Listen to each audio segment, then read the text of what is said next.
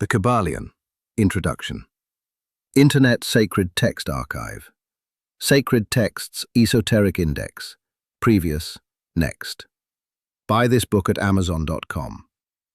The Kybalion, by 3 Initiates, 1912, at sacred-texts.com. Introduction. We take great pleasure in presenting to the attention of students and investigators of the secret doctrines this little work based upon the world-old Hermetic teachings. There has been so little written upon this subject, notwithstanding the countless references to the teachings in the many works upon occultism, that the many earnest searchers after the arcane truths will doubtless welcome the appearance of this present volume. The purpose of this work is not the enunciation of any special philosophy or doctrine, but rather is to give to the students a statement of the truth that will serve to reconcile the many bits of occult knowledge that they may have acquired, but which are apparently opposed to each other, and which often serve to discourage and disgust the beginner in the study. Our intent is not to erect a new temple of knowledge, but rather to place in the hands of the student a master key, with which he may open the many inner doors in the temple of mystery through the main portals he has already entered. There is no portion of the occult teachings possessed by the world which have been so closely guarded as the fragments of the Hermetic teachings which have come down to us over the tens of centuries which have elapsed since the lifetime of its great founder, Hermes Trismegistus, the scribe of the gods, who dwelt in old Egypt in the days when the present race of men was in its infancy. Contemporary with Abraham, and if the legends be true, an instructor of that venerable sage, Hermes was, and is, the great central sun of occultism, whose rays have served to illumine the countless teachings which have been promulgated since his time. All the fundamental and basic teachings embedded in the esoteric teachings of every race may be traced back to Hermes. Even the most ancient teachings of India undoubtedly have their roots in the original Hermetic teachings. From the land of the Ganges, many advanced occultists wandered to the land of Egypt and sat at the feet of the master. From him they obtained the master key, which explained and reconciled their divergent views, and thus the secret doctrine was firmly established. From other lands also came the learned ones, all of whom regarded Hermes as the master of masters, and his influence was so great that in spite of the many wanderings from the path on the part of the centuries of teachers in these different lands, there may still be found a certain basic resemblance and correspondence which underlies the many and often quite divergent theories entertained and taught by the occultists of these different lands today. The student of comparative religions will be able to perceive the influence of the Hermetic teachings in every religion worthy of the name, now known to man, whether it be a dead religion or one in full vigor in our own times. There is always certain correspondence in spite of the contradictory features, and the Hermetic teachings act as the great reconciler. The life work of Hermes seems to have been in the direction of planting the great seed truth, which has grown and blossomed in so many strange forms, rather than to establish a school of philosophy which would dominate the world's thought. But nevertheless, the original truths taught by him have been kept intact in their original purity by a few men each age, who, refusing great numbers of half-developed students and followers, followed the Hermetic custom and reserved their truth for the few who were ready to comprehend and master it. From lip to ear, the truth has been handed down among the few. There have always been a few initiates in each generation, in the various lands of the earth, who kept alive the sacred flame of the Hermetic teachings, and such have always been willing to use their lamps to relight the lesser lamps of the outside world, when the light of truth grew dim, and clouded by reason of neglect, and when the wicks became clogged with foreign matter. There were always a few to tend faithfully the altar of the truth, upon which was kept alight the perpetual lamp of wisdom. These men devoted their lives to the labor of love, which the poet has so well stated in his lines. Oh, let not the flame die out, cherished age after age in its dark cavern, in its holy temples cherished. Fed by pure ministers of love, let not the flame die out. These men have never sought popular approval, nor numbers of followers.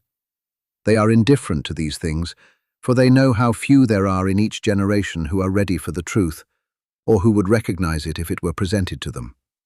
They reserve the strong meat for men, while others furnish the milk for babes.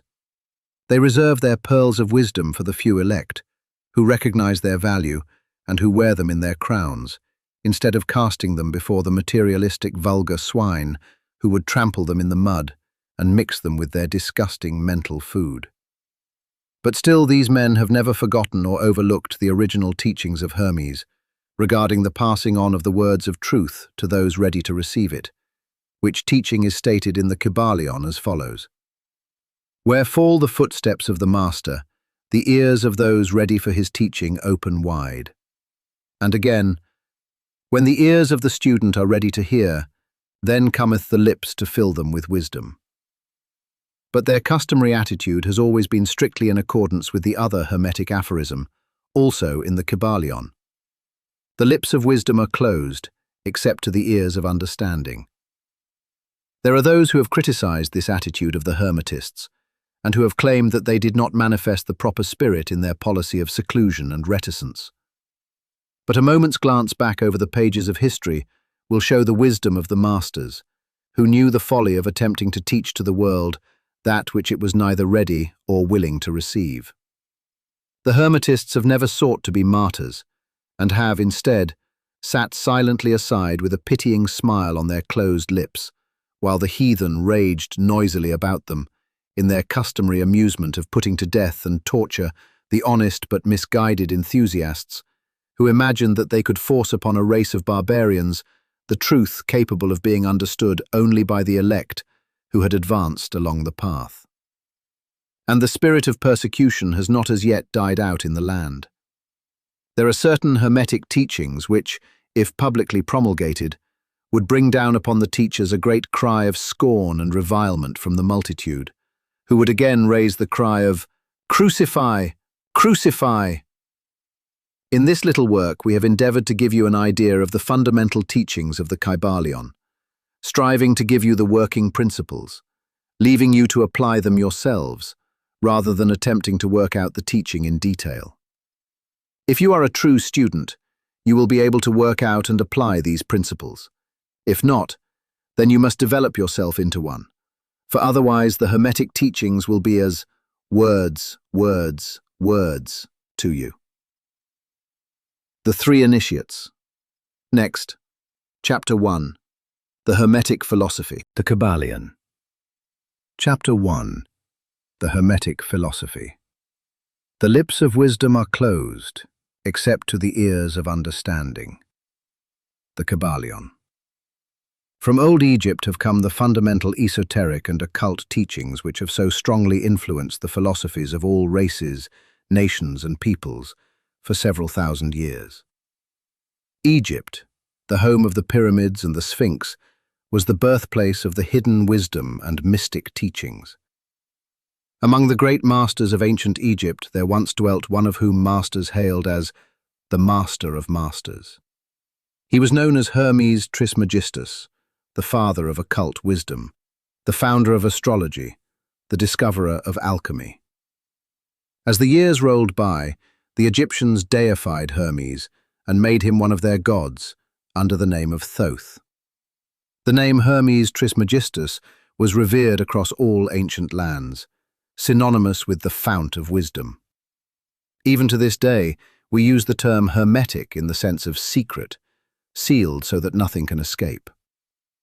The Hermetic teachings are to be found in all lands, among all religions, but never identified with any particular country, nor with any particular religious sect. But there were always a few faithful souls who kept alive the flame, tending it carefully. Thanks to these staunch hearts and fearless minds, we have the truth still with us. It has been passed along from master to student, from initiate to hierophant, from lip to ear. The Hermetic philosophy is the only master key which will open all the doors of the occult teachings. In the early days, there was a compilation of certain basic Hermetic doctrines, passed on from teacher to student, which was known as The Kybalion. Its precepts have never been written down so far as we know. It was merely a collection of maxims and axioms, non-understandable to outsiders, but readily understood by students after they had been explained by the Hermetic initiates. These teachings constituted the basic principles of the art of Hermetic alchemy, which dealt in the mastery of mental forces rather than material elements. The transmutation of one kind of mental vibrations into others, instead of the changing of one kind of metal into another. Where fall the footsteps of the master, the ears of those ready for his teaching open wide. The Kybalion. When the ears of the student are ready to hear, then cometh the lips to fill them with wisdom. The Kybalion. So that according to the teachings, when the pupil is ready to receive the truth, then will this little book come to him. Such is the law. The Kybalion, Chapter 2. The 7 Hermetic Principles. Internet Sacred Text Archive. Sacred Texts Esoteric Index. Previous, next. Buy this book at Amazon.com. The Kybalion by 3 Initiates, 1912, at sacred-texts.com. Chapter 2. The 7 Hermetic Principles. The principles of truth are 7. He who knows these, understandingly, possesses the magic key before whose touch all the doors of the temple fly open. The Kybalion. The 7 Hermetic Principles, upon which the entire Hermetic philosophy is based, are as follows. 1. The principle of mentalism. 2. The principle of correspondence. 3.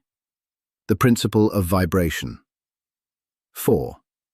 The principle of polarity. 5. The principle of rhythm. 6.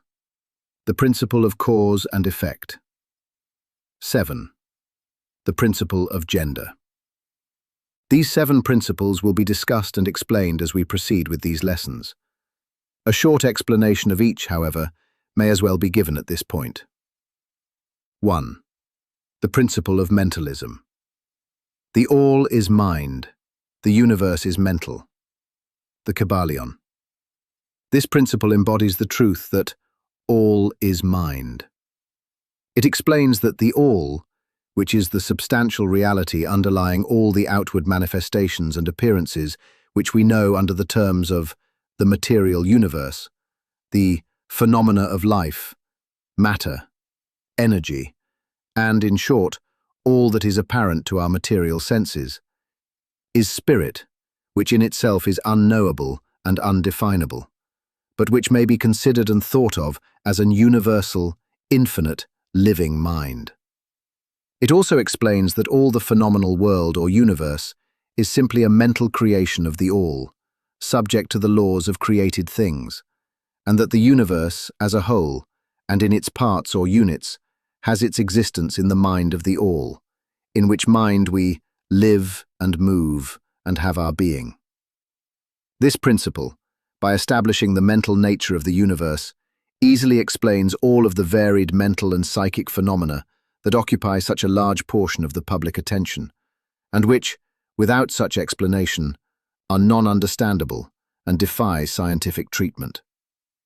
An understanding of this great Hermetic principle of mentalism enables the individual to readily grasp the laws of the mental universe, and to apply the same to his well-being and advancement. The Hermetic student is enabled to apply intelligently the great mental laws, instead of using them in a haphazard manner. With the master key in his possession, the student may unlock the many doors of the mental and psychic temple of knowledge, and enter the same freely and intelligently.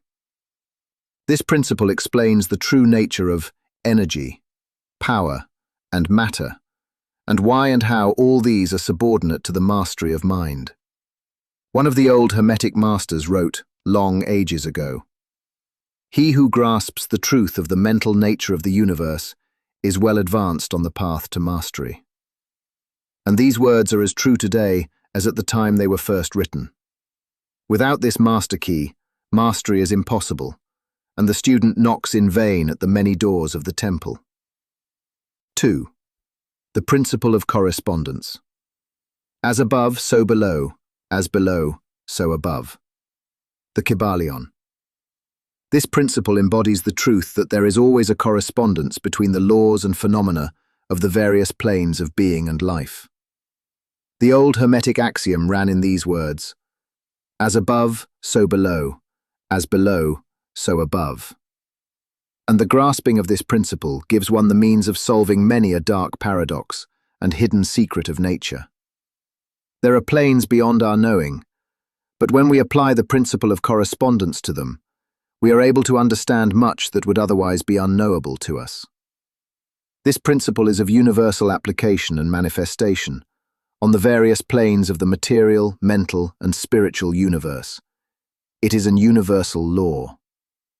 The ancient Hermetists considered this principle as one of the most important mental instruments by which man was able to pry aside the obstacles which hid from view the unknown. Its use even tore aside the veil of Isis, to the extent that a glimpse of the face of the goddess might be caught.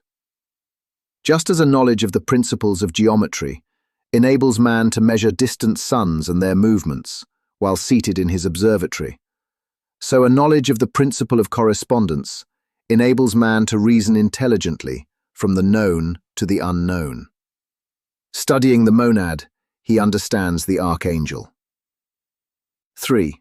The principle of vibration. Nothing rests, everything moves, everything vibrates.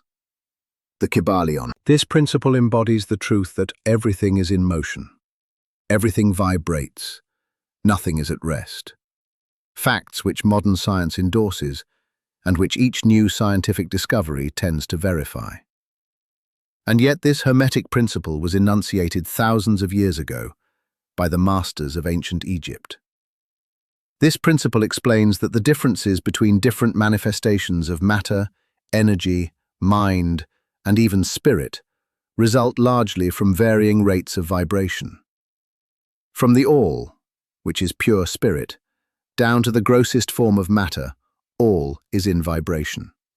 The higher the vibration, the higher the position in the scale. The vibration of spirit is at such an infinite rate of intensity and rapidity that it is practically at rest, just as a rapidly moving wheel seems to be motionless. And at the other end of the scale, there are gross forms of matter whose vibrations are so low as to seem at rest. Between these poles, there are millions upon millions of varying degrees of vibration.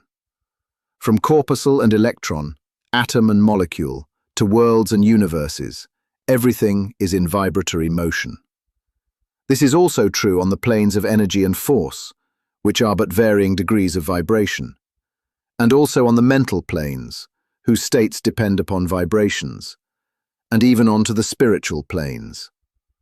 An understanding of this principle, with the appropriate formulas, enables Hermetic students to control their own mental vibrations as well as those of others. The masters also apply this principle to the conquering of natural phenomena in various ways. He who understands the principle of vibration has grasped the scepter of power, says one of the old writers. 4. The principle of polarity. Everything is dual. Everything has poles. Everything has its pair of opposites. Like and unlike are the same. Opposites are identical in nature, but different in degree. Extremes meet.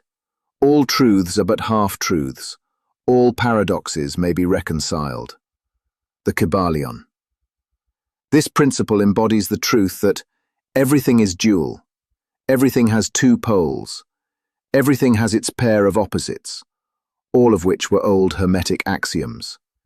It explains the old paradoxes that have perplexed so many, which have been stated as follows. Thesis and antithesis are identical in nature, but different in degree.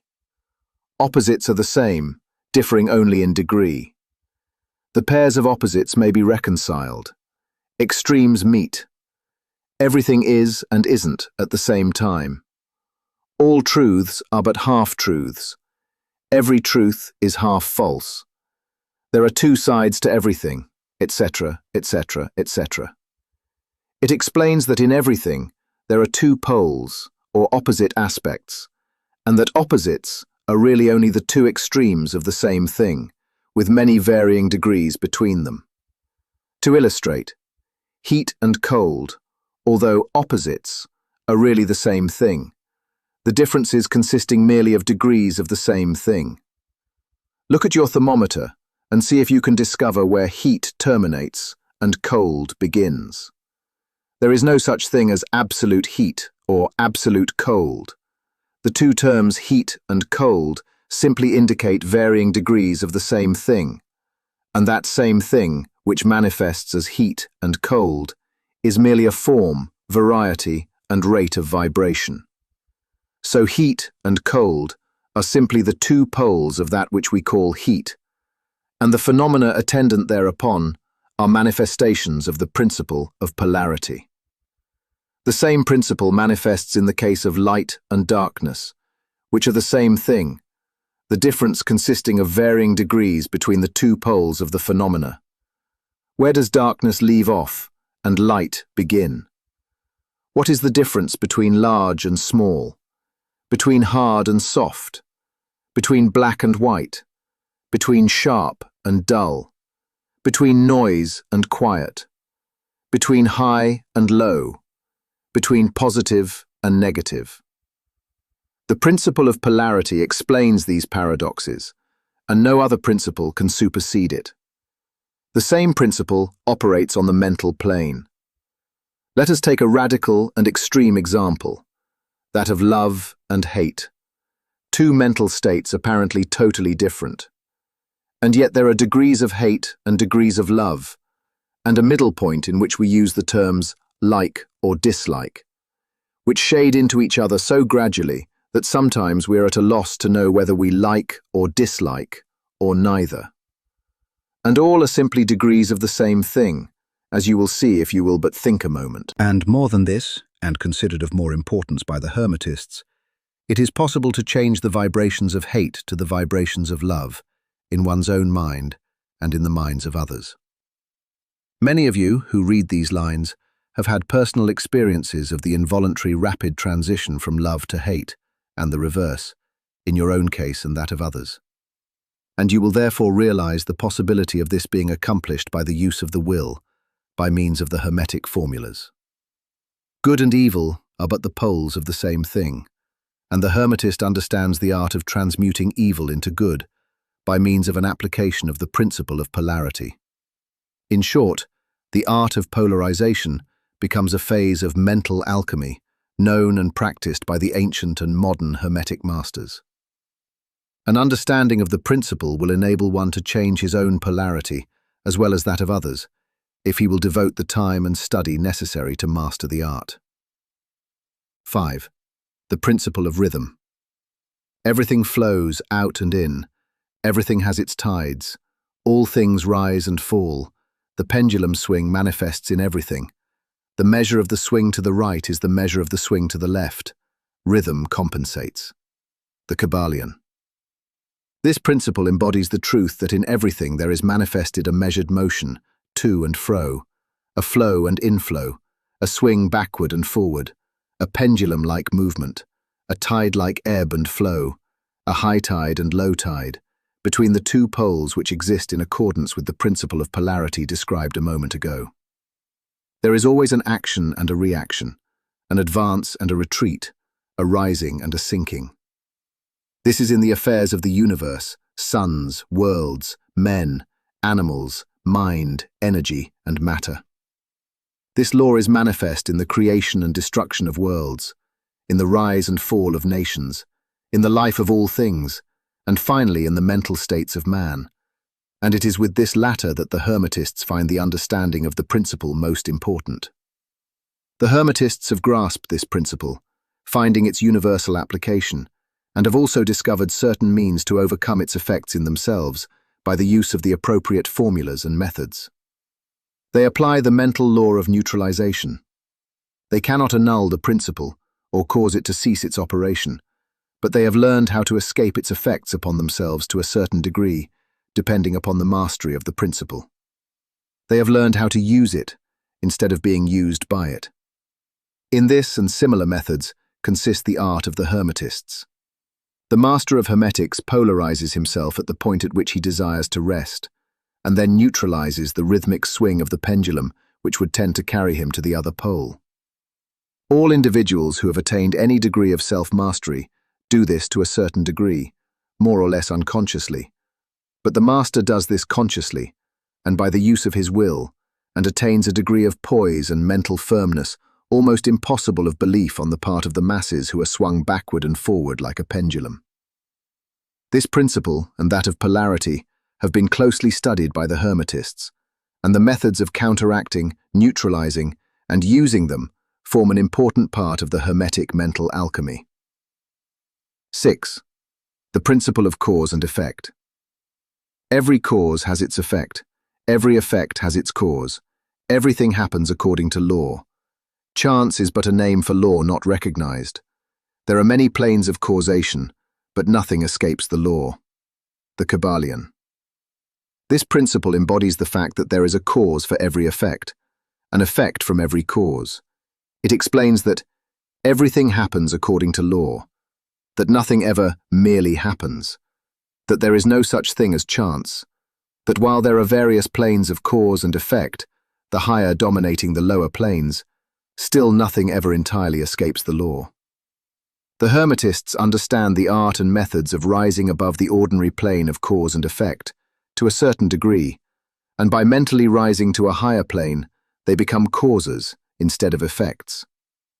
The masses of people are carried along, obedient to environment, the wills and desires of others stronger than themselves, heredity, suggestion, and other outward causes moving them about like pawns on the chessboard of life. But the masters, rising to the plane above, dominate their moods, characters, qualities and powers, as well as the environment surrounding them, and become movers instead of pawns. They help to play the game of life, instead of being played and moved about by other wills and environment. They use the principle instead of being its tools. The masters obey the causation of the higher planes, but they help to rule on their own plane. In this statement there is condensed a wealth of Hermetic knowledge. Let him read who can. 7. The principle of gender. Gender is in everything. Everything has its masculine and feminine principles. Gender manifests on all planes. The Kybalion. This principle embodies the truth that there is gender manifested in everything, the masculine and feminine principles ever at work.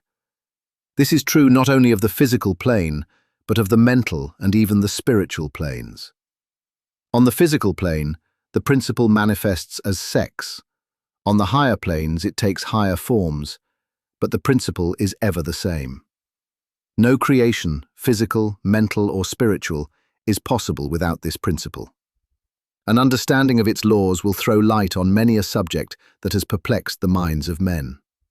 The principle of gender works ever in the direction of generation, regeneration, and creation.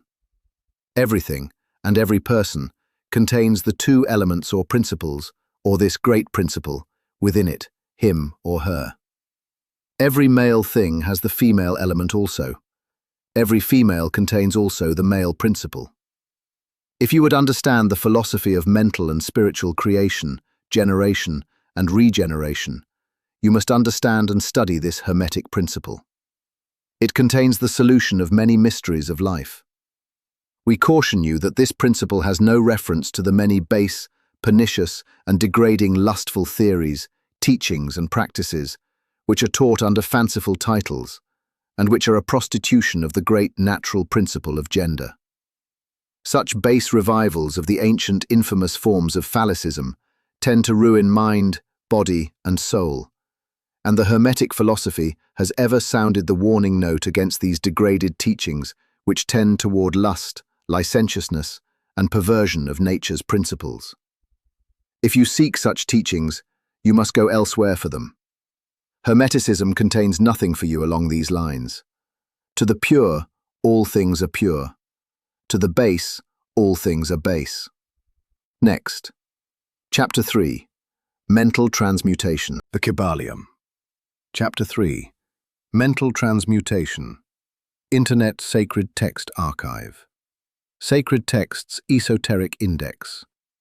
Previous. Next, buy this book at Amazon.com. The Kybalion by 3 Initiates, 1912, at sacred-texts.com. Chapter 3. Mental Transmutation. Mind, as well as metals and elements, may be transmuted from state to state, degree to degree, condition to condition, pole to pole, vibration to vibration. True Hermetic transmutation is a mental art. The Kybalion. As we have stated, the Hermetists were the original alchemists, astrologers, and psychologists, Hermes having been the founder of these schools of thought. From astrology has grown modern astronomy. From alchemy has grown modern chemistry. From the mystic psychology has grown the modern psychology of the schools. But it must not be supposed that the ancients were ignorant of that which the modern schools suppose to be their exclusive and special property. The records engraved on the stones of ancient Egypt show conclusively that the ancients had a full, comprehensive knowledge of astronomy. The very building of the pyramids, showing the connection between their design and the study of astronomical science. Nor were they ignorant of chemistry, for the fragments of the ancient writings show that they were acquainted with the chemical properties of things. In fact, the ancient theories regarding physics are being slowly verified by the latest discoveries of modern science, notably those relating to the constitution of matter. Nor must it be supposed that they were ignorant of the so-called modern discoveries in psychology. On the contrary, the Egyptians were especially skilled in the science of psychology, particularly in the branches that the modern schools ignore, but which, nevertheless, are being uncovered under the name of psychic science, which is perplexing the psychologists of today and making them reluctantly admit that there may be something in it after all. The truth is that beneath the material chemistry, astronomy, and psychology, that is, the psychology in its phase of brain action, the ancients possessed a knowledge of transcendental astronomy, called astrology, of transcendental chemistry, called alchemy, of transcendental psychology, called mystic psychology. They possessed the inner knowledge as well as the outer knowledge, the latter alone being possessed by modern scientists. Among the many secret branches of knowledge possessed by the Hermetists was that known as mental transmutation, which forms the subject matter of this lesson. Transmutation is a term usually employed to designate the ancient art of the transmutation of metals, particularly of the base metals into gold. The word transmute means to change from one nature, form, or substance into another, to transform, Webster. And accordingly, mental transmutation means the art of changing and transforming mental states, forms, and conditions into others. So you may see that mental transmutation is the art of mental chemistry, if you like the term, a form of practical mystic psychology. But this means far more than appears on the surface. Transmutation, alchemy, or chemistry on the mental plane is important enough in its effects, to be sure, and if the art stopped there, it would still be one of the most important branches of study known to man. But this is only the beginning. Let us see why. The first of the 7 Hermetic principles is the principle of mentalism, the axiom of which is, "The all is mind, the universe is mental," which means that the underlying reality of the universe is mind, and the universe itself is mental, that is, existing in the mind of the all. We shall consider this principle in succeeding lessons, but let us see the effect of the principle if it be assumed to be true. If the universe is mental in its nature, then mental transmutation must be the art of changing the conditions of the universe along the lines of matter, force, and mind. So you see, therefore, that mental transmutation is really the magic of which the ancient writers had so much to say in their mystical works, and about which they gave so few practical instructions. If all be mental, then the art which enables one to transmute mental conditions must render the master the controller of material conditions, as well as those ordinarily called mental. As a matter of fact, None but advanced mental alchemists have been able to attain the degree of power necessary to control the grosser physical conditions, such as the control of the elements of nature, the production or cessation of tempests, the production and cessation of earthquakes, and other great physical phenomena. But that such men have existed, and do exist today, is a matter of earnest belief to all advanced occultists of all schools. That the masters exist, and have these powers, the best teachers assure their students, having had experiences which justify them in such belief and statements. These masters do not make public exhibitions of their powers, but seek seclusion from the crowds of men, in order to better work their may along the path of attainment. We mention their existence at this point, merely to call your attention to the fact that their power is entirely mental, and operates along the lines of the higher mental transmutation, under the Hermetic principle of mentalism. The universe is mental, the Kybalion. But students and Hermetists of lesser degree than masters, the initiates and teachers, are able to freely work along the mental plane in mental transmutation. In fact, all that we call psychic phenomena, mental influence, mental science, new thought phenomena, etc., operates along the same general lines, for there is but one principle involved, no matter by what name the phenomena be called. The student and practitioner of mental transmutation works among the mental plane, transmuting mental conditions, states, etc., into others, according to various formulas, more or less efficacious. The various treatments, affirmations, denials, etc., of the schools of mental science are but formulas, often quite imperfect and unscientific, of the Hermetic art. The majority of modern practitioners are quite ignorant compared to the ancient masters, for they lack the fundamental knowledge upon which the work is based. Not only may the mental states, etc., of oneself be changed or transmuted by Hermetic methods, but also the states of others may be, and are, constantly transmuted in the same way, usually unconsciously, but often consciously by some understanding the laws and principles, in cases where the people affected are not informed of the principles of self-protection. And more than this, as many students and practitioners of modern mental science know, every material condition, depending upon the minds of other people, may be changed or transmuted in accordance with the earnest desire, will, and treatments of person desiring changed conditions of life. The public are so generally informed regarding these things at present that we do not deem it necessary to mention the same at length, our purpose at this point being merely to show the Hermetic principle and art underlying all of these various forms of practice, good and evil, for the force can be used in opposite directions according to the Hermetic principles of polarity. In this little book, we shall state the basic principles of mental transmutation, that all who read may grasp the underlying principles, and thus possess the master key that will unlock the many doors of the principle of polarity.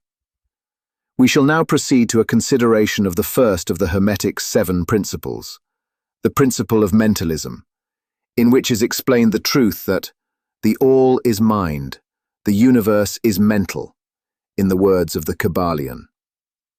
We ask the close attention and careful study of this great principle on the part of our students, for it is really the basic principle of the whole Hermetic philosophy and of the Hermetic art of mental transmutation. Next, Chapter 4, The All. The Kybalion, Chapter 4, The All. Internet Sacred Text Archive. Sacred Texts Esoteric Index. Previous. Next. Buy this book at Amazon.com. The Kybalion by 3 Initiates, 1912, at sacred-texts.com. Chapter 4. The All. Under and back of the universe of time, space, and change is ever to be found the substantial reality, the fundamental truth. The Kybalion. Substance means that which underlies all outward manifestations, the essence, the essential reality, the thing in itself, etc.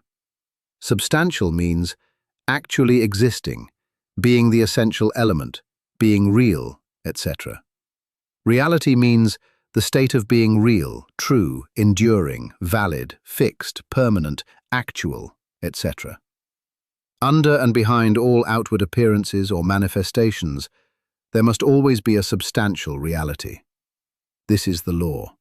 Man, considering the universe of which he is a unit, sees nothing but change in matter, forces, and mental states. He sees that nothing really is, but that everything is becoming and changing. Nothing stands still, everything is being born, growing, dying. The very instant a thing reaches its height, it begins to decline. The law of rhythm is in constant operation. There is no reality, enduring quality, fixity, or substantiality in anything. Nothing is permanent, but change. He sees all things evolving from other things and resolving into other things, constant action and reaction, inflow and outflow, building up and tearing down, creation and destruction, birth, growth, and death.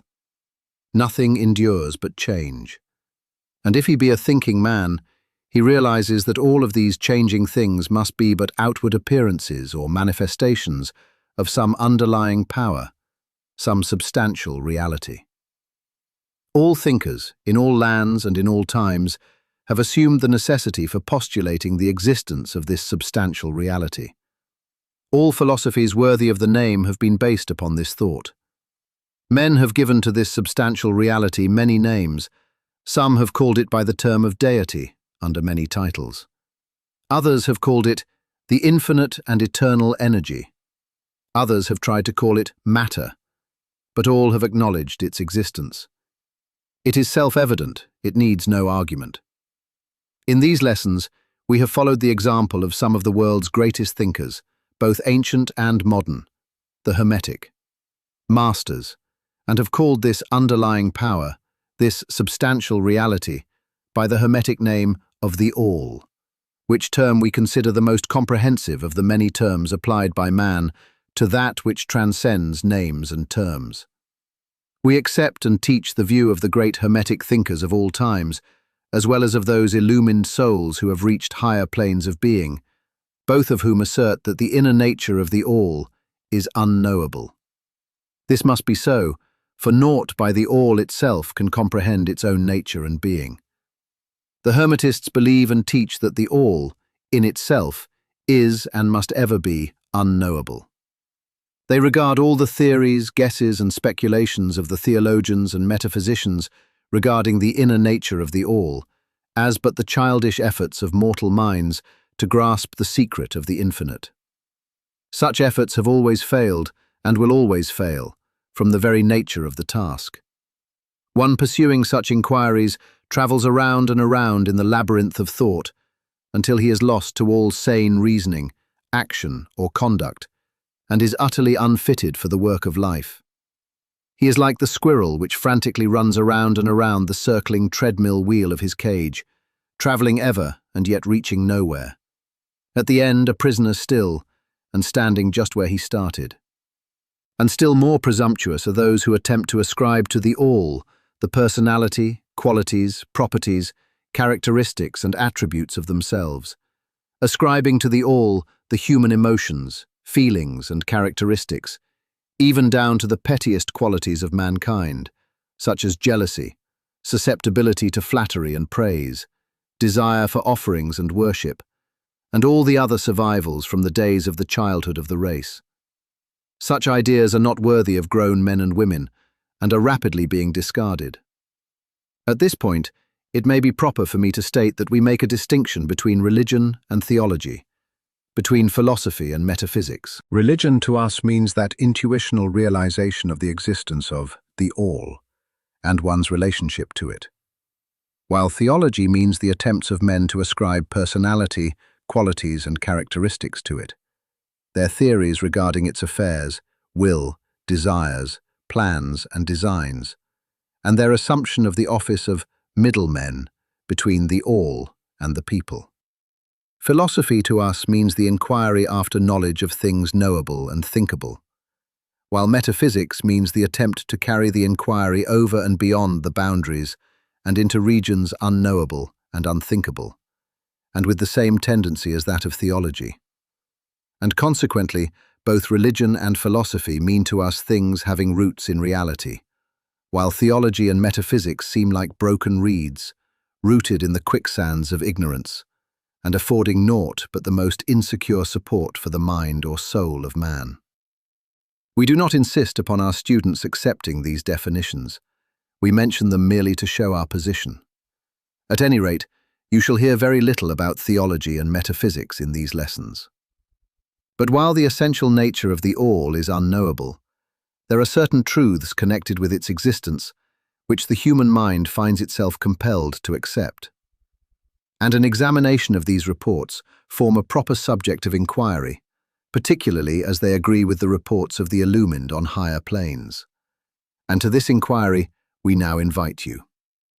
That which is the fundamental truth, the substantial reality, is beyond true naming, but the wise men call it the all, the Kybalion. In its essence, the all is unknowable, the Kybalion. But the report of reason must be hospitably received and treated with respect, the Kybalion. The human reason, whose reports we must accept so long as we think at all, informs us as follows regarding the all, and that without attempting to remove the veil of the unknowable. 1. The all must be all that really is. There can be nothing existing outside of the all, else the all would not be the all. 2. The all must be infinite, for there is nothing else to define, confine, bound, limit, or restrict the all. It must be infinite in time, or eternal. It must have always continuously existed, for there is nothing else to have ever created it, and something can never evolve from nothing, and if it had ever not been, even for a moment, it would not be now. It must continuously exist forever, for there is nothing to destroy it, and it can never not be, even for a moment, because something can never become nothing. It must be infinite in space. It must be everywhere, for there is no place outside of the all. It cannot be otherwise than continuous in space, without break, cessation, separation, or interruption, for there is nothing to break, separate, or interrupt its continuity, and nothing with which to fill in the gaps. It must be infinite in power, or absolute, for there is nothing to limit, restrict, restrain, confine, disturb, or condition it. It is subject to no other power, for there is no other power. 3. The all must be immutable, or not subject to change in its real nature, for there is nothing to work changes upon it, nothing into which it could change, nor from which it could have changed. It cannot be added to, nor subtracted from, increased nor diminished, nor become greater or lesser in any respect whatsoever. It must have always been, and must always remain, just what it is now, the all. There has never been, is not now, and never will be, anything else into which it can change. The all being infinite, absolute, eternal, and unchangeable, it must follow that anything finite, changeable, fleeting, and conditioned cannot be the all. And as there is nothing outside of the all, in reality, then any and all such finite things must be as nothing in reality. Now do not become befogged nor frightened. We are not trying to lead you into the Christian Science field under cover of Hermetic philosophy. There is a reconciliation of this apparently contradictory state of affairs. Be patient. We will reach it in time. We see around us that which is called matter, which forms the physical foundation for all forms. Is the all merely matter? Not at all. Matter cannot manifest life or mind. And as life and mind are manifested in the universe, the all cannot be matter. For nothing rises higher than its own source. Nothing is ever manifested in an effect that is not in the cause. Nothing is evolved as a consequent that is not involved as an antecedent. And then modern science informs us that there is really no such thing as matter, that what we call matter is merely interrupted energy or force, that is, energy or force at a low rate of vibration. As a recent writer has said, matter has melted into mystery. Even material science has abandoned the theory of matter and now rests on the basis of energy. Then is the all mere energy or force? Not energy or force as the materialists use the terms, for their energy and force are blind, mechanical things, devoid of life or mind. Life and mind can never evolve from blind energy or force, for the reason given a moment ago. Nothing can rise higher than its source. Nothing is evolved unless it is involved. Nothing manifests in the effect unless it is in the cause. And so the all cannot be mere energy or force, for if it were, then there would be no such things as life and mind in existence. And we know better than that, for we are alive and using mind to consider this very question. And so are those who claim that energy or force is everything. What is there then higher than matter or energy that we know to be existent in the universe? Life and mind. Life and mind in all their varying degrees of unfoldment. Then, you ask, do you mean to tell us that the all is life and mind? Yes, and no, is our answer. If you mean life and mind as we poor petty mortals know them, we say no. The all is not that. But what kind of life and mind do you mean, you ask? The answer is living mind, as far above that which mortals know by those words, as life and mind are higher than mechanical forces, or matter. Infinite living mind, as compared to finite life and mind. We mean that which the illumined souls mean when they reverently pronounce the word spirit. The all is infinite living mind. The illumined call it spirit. Next, Chapter 5, The Mental Universe. The Kybalion. Chapter 5, The Mental Universe. Internet Sacred Text Archive. Sacred Texts Esoteric Index. Previous, next. Buy this book at Amazon.com. The Kybalion, by 3 Initiates, 1912. At sacred-texts.com. Chapter 5, The Mental Universe. The universe is mental, held in the mind of the All. The Kybalion. The All is spirit. But what is spirit? This question cannot be answered for the reason that its definition is practically that of the All, which cannot be explained or defined. Spirit is simply a name that men give to the highest conception of infinite living mind.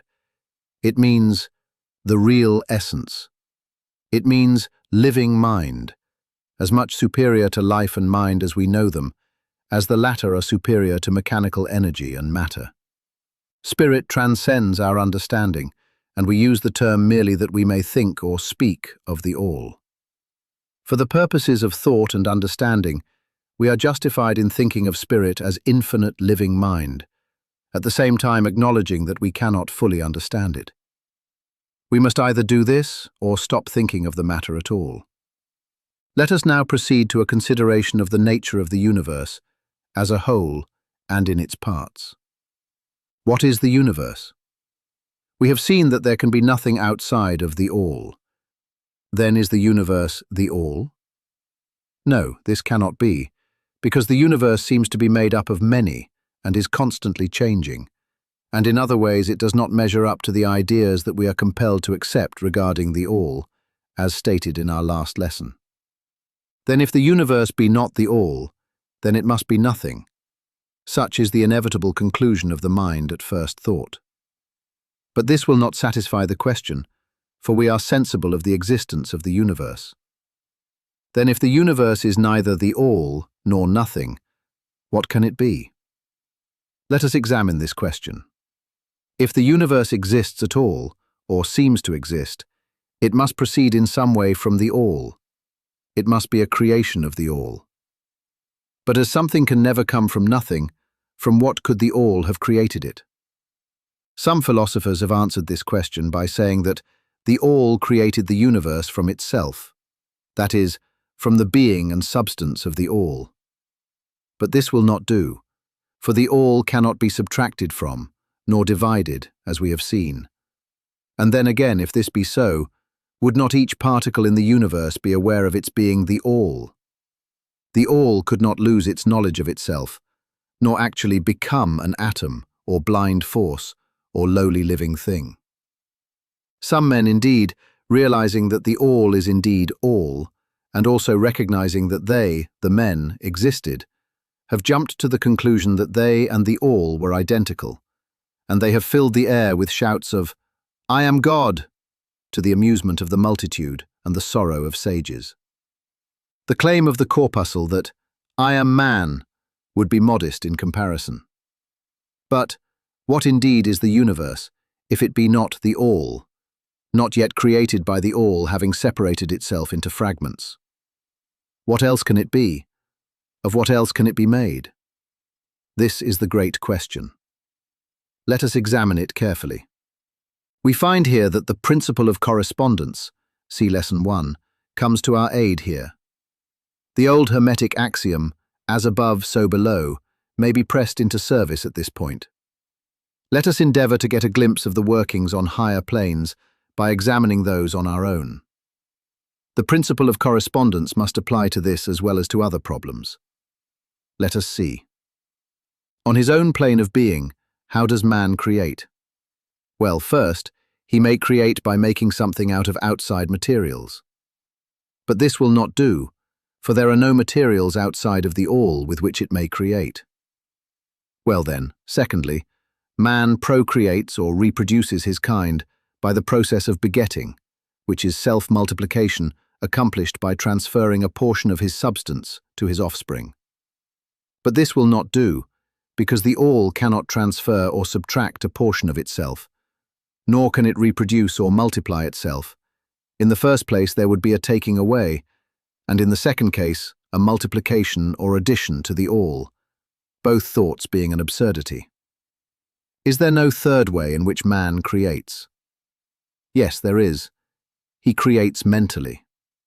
And in so doing, he uses no outside materials, nor does he reproduce himself, and yet his spirit pervades the mental creation. Following the principle of correspondence, we are justified in considering that the All creates the universe mentally, in a manner akin to the process whereby man creates mental images.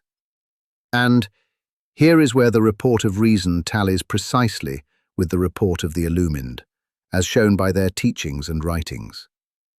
Such are the teachings of the wise men. Such was the teaching of Hermes.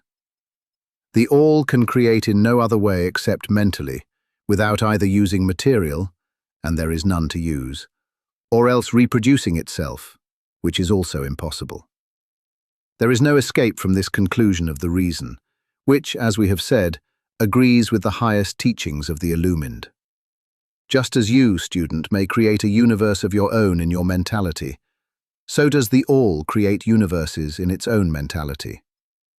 But your universe is the mental creation of a finite mind, whereas that of the All is the creation of an infinite. The two are similar in kind, but infinitely different in degree.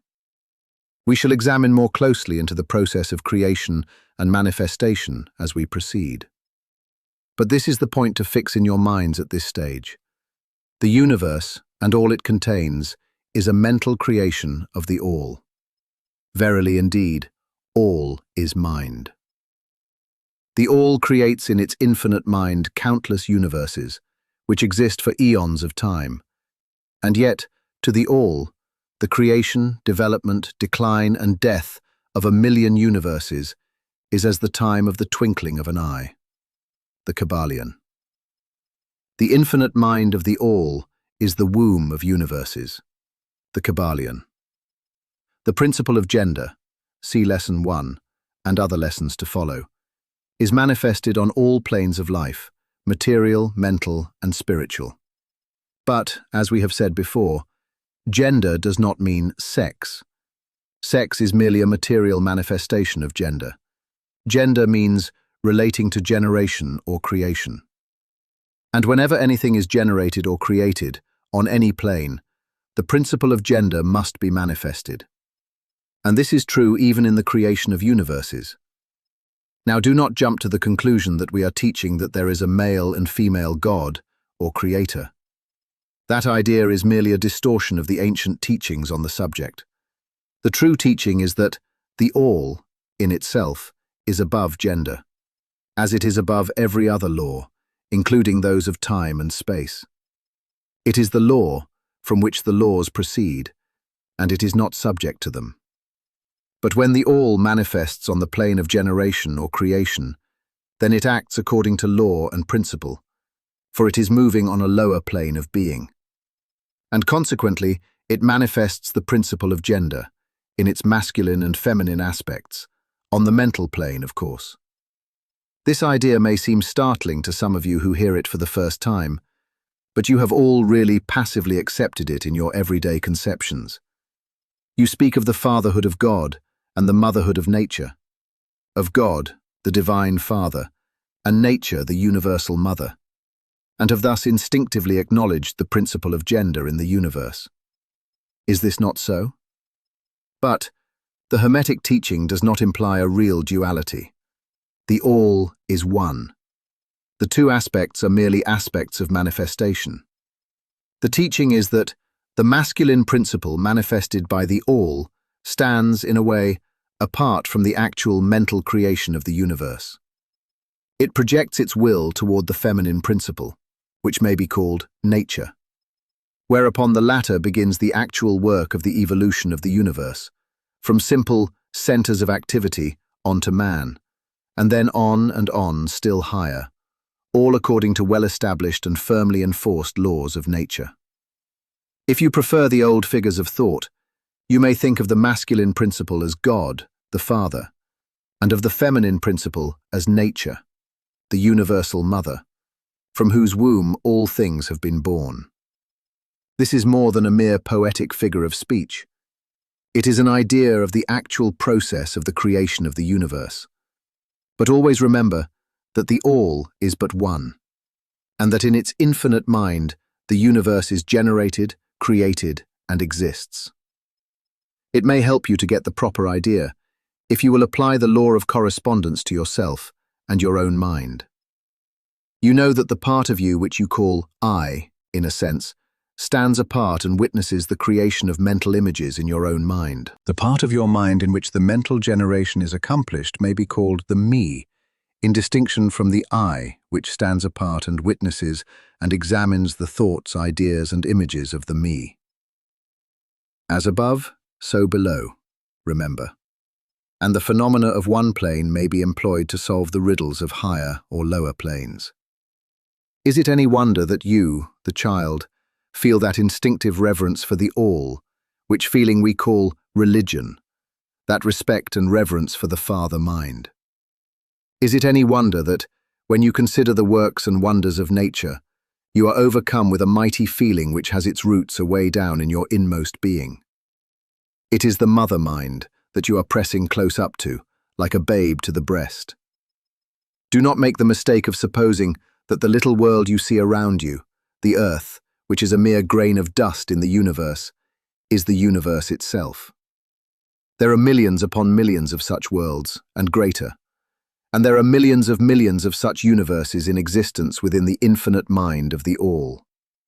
And even in our own little solar system there are regions and planes of life far higher than ours, and beings compared to which we earthbound mortals are as the slimy life forms that dwell on the ocean's bed when compared to man. There are beings with powers and attributes higher than man has ever dreamed of the gods possessing. And yet these beings were once as you, and still lower, and you will be even as they, and still higher, in time, for such is the destiny of man as reported by the illumined. And death is not real, even in the relative sense. It is but birth to a new life, and you shall go on and on and on, to higher and still higher planes of life, for eons upon eons of time. The universe is your home, and you shall explore its farthest recesses before the end of time. You are dwelling in the infinite mind of the all, and your possibilities and opportunities are infinite, both in time and space. And at the end of the grand cycle of eons, when the All shall draw back into itself all of its creations, you will go gladly, for you will then be able to know the whole truth of being at one with the All. Such is the report of the illumined, those who have advanced well along the path. And in the meantime, rest calm and serene. You are safe and protected by the infinite power of the Father-Mother Mind. Within the Father-Mother Mind, mortal children are at home. The Kybalion. There is not one who is fatherless nor motherless in the universe. The Kybalion. Next, Chapter 6. The Divine Paradox. The Kybalion, Chapter 6. The Divine Paradox, Internet Sacred Text Archive. Sacred Texts Esoteric Index. Previous, next. Buy this book at Amazon.com. The Kybalion, by 3 Initiates, 1912, at sacred-texts.com. Chapter 6. The Divine Paradox. The half-wise, recognizing the comparative unreality of the universe, imagine that they may defy its laws. Such are vain and presumptuous fools, and they are broken against the rocks and torn asunder by the elements by reason of their folly. The truly wise, knowing the nature of the universe, use law against laws, the higher against the lower, and by the art of alchemy transmute that which is undesirable into that which is worthy, and thus triumph. Mastery consists not in abnormal dreams, visions, and fantastic imaginings or living, but in using the higher forces against the lower, escaping the pains of the lower planes by vibrating on the higher. Transmutation, not presumptuous denial, is the weapon of the master. The Kybalion. This is the paradox of the universe, resulting from the principle of polarity, which manifests when the All begins to create. Hearken to it, for it points the difference between half-wisdom and wisdom. While to the infinite All, the universe, its laws, its powers, its life, its phenomena, are as things witnessed in the state of meditation or dream. Yet to all that is finite, the universe must be treated as real, and life and action and thought must be based thereupon, accordingly, although with an ever-understanding of the higher truth. Each according to its own plane and laws. Were the All to imagine that the universe were indeed reality, then woe to the universe, for there would be then no escape from lower to higher, divineward. Then would the universe become a fixity, and progress would become impossible. And if man, owing to half-wisdom, acts and lives and thinks of the universe as merely a dream, akin to his own finite dreams, then indeed does it so become for him. And like a sleepwalker, he stumbles ever around and around in a circle, making no progress, and being forced into an awakening at last by his falling bruised and bleeding over the natural laws which he ignored. Keep your mind ever on the star, but let your eyes watch over your footsteps, lest you fall into the mire by reason of your upward gaze. Remember the divine paradox, that while the universe is not, still it is. Remember ever the two poles of truth, the absolute and the relative. Beware of half-truths. What Hermetists know as the law of paradox is an aspect of the principle of polarity. The Hermetic writings are filled with references to the appearance of the paradox in the consideration of the problems of life and being. The teachers are constantly warning their students against the error of omitting the other side of any question. And their warnings are particularly directed to the problems of the absolute and the relative, which perplex all students of philosophy, and which cause so many to think and act contrary to what is generally known as common sense. And we caution all students to be sure to grasp the divine paradox of the absolute and relative, lest they become entangled in the mire of the half-truth. With this in view, this particular lesson has been written. Read it carefully. The first thought that comes to the thinking man after he realizes the truth that the universe is a mental creation of the All is that the universe and all that it contains is a mere illusion, an unreality, against which idea his instincts revolt. But this, like all other great truths, must be considered both from the absolute and the relative points of view. From the absolute viewpoint, of course, the universe is in the nature of an illusion, a dream, a phantasmagoria, as compared to the all in itself. We recognize this even in our ordinary view, for we speak of the world as a fleeting show that comes and goes, is born and dies.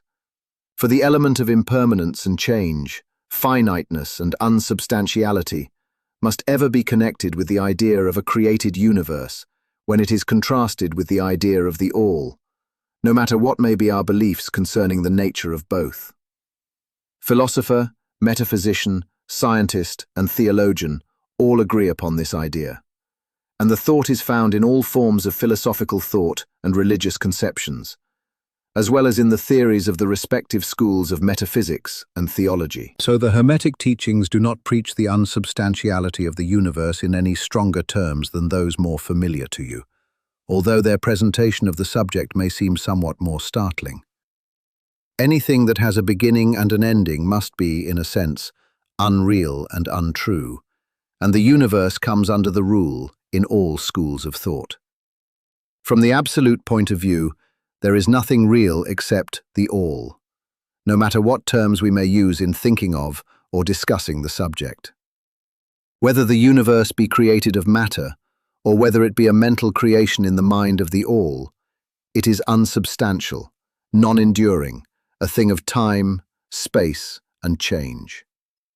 We want you to realize this fact thoroughly before you pass judgment on the Hermetic conception of the mental nature of the universe. Think over any and all of the other conceptions, and see whether this be not true of them. But the absolute point of view shows merely one side of the picture. The other side is the relative one.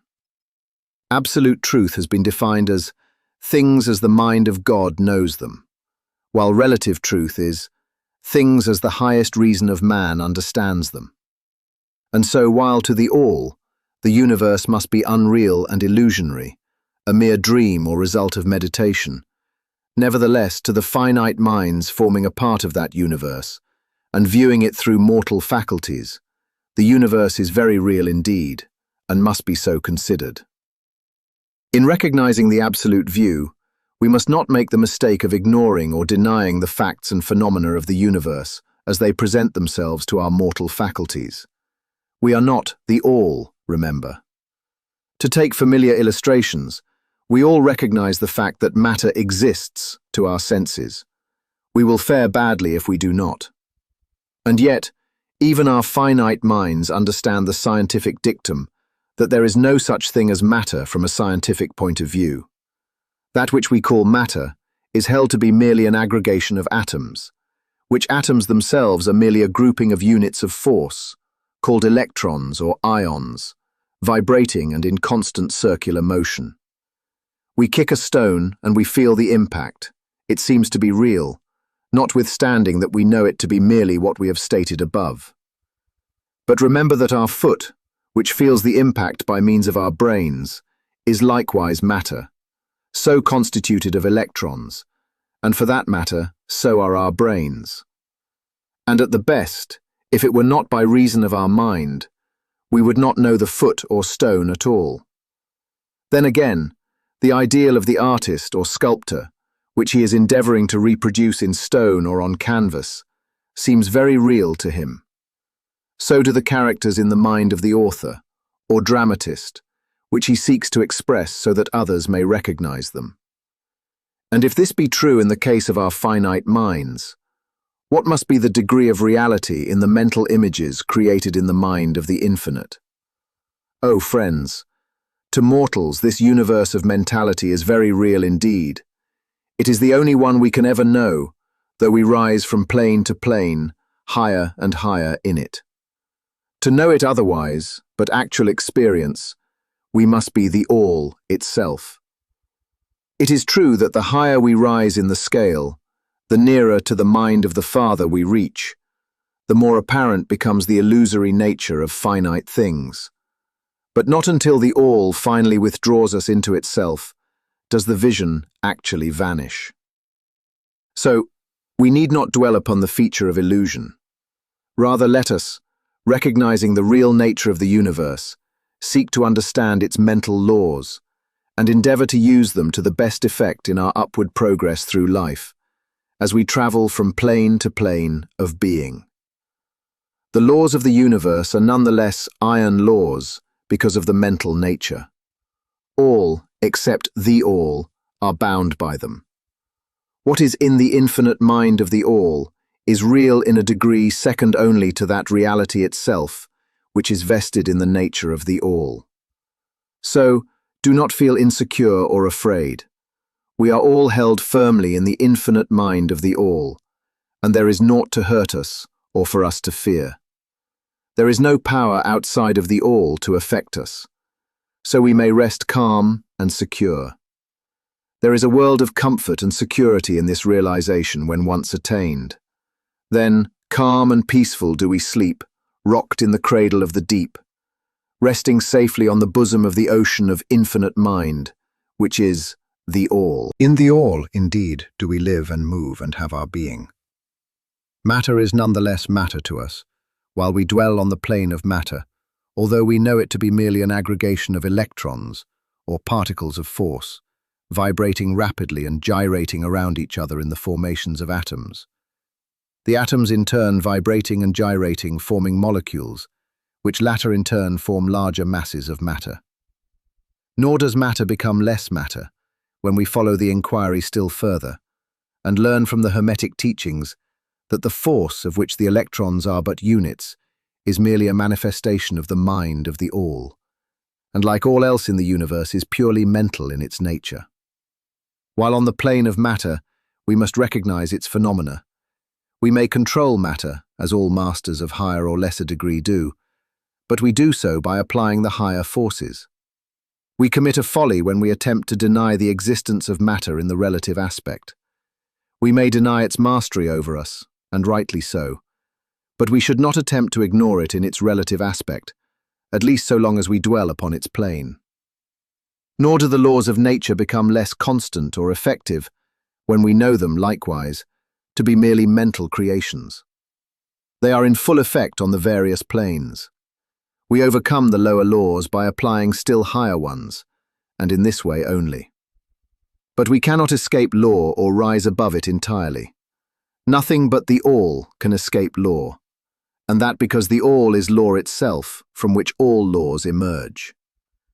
The most advanced masters may acquire the powers usually attributed to the gods of men, and there are countless ranks of being in the great hierarchy of life, whose being and power transcends even that of the highest masters among men, to a degree unthinkable by mortals. But even the highest master and the highest being must bow to the law, and be as nothing in the eye of the all. So that if even these highest beings, whose powers exceed even those attributed by men to their gods, if even these are bound by and are subservient to law, then imagine the presumption of mortal man, of our race and grade, when he dares to consider the laws of nature as unreal, visionary and illusory, because he happens to be able to grasp the truth that the laws are mental in nature, and simply mental creations of the all. Those laws which the all intends to be governing laws are not to be defied or argued away. So long as the universe endures, will they endure? For the universe exists by virtue of these laws which form its framework and which hold it together. The Hermetic principle of mentalism, while explaining the true nature of the universe upon the principle that all is mental, does not change the scientific conceptions of the universe, life, or evolution. In fact, science merely corroborates the Hermetic teachings. The latter merely teaches that the nature of the universe is mental, while modern science has taught that it is material, or, of late, that it is energy at the last analysis. The Hermetic teachings have no fault to find with Herbert Spencer's basic principle, which postulates the existence of an infinite and eternal energy, from which all things proceed.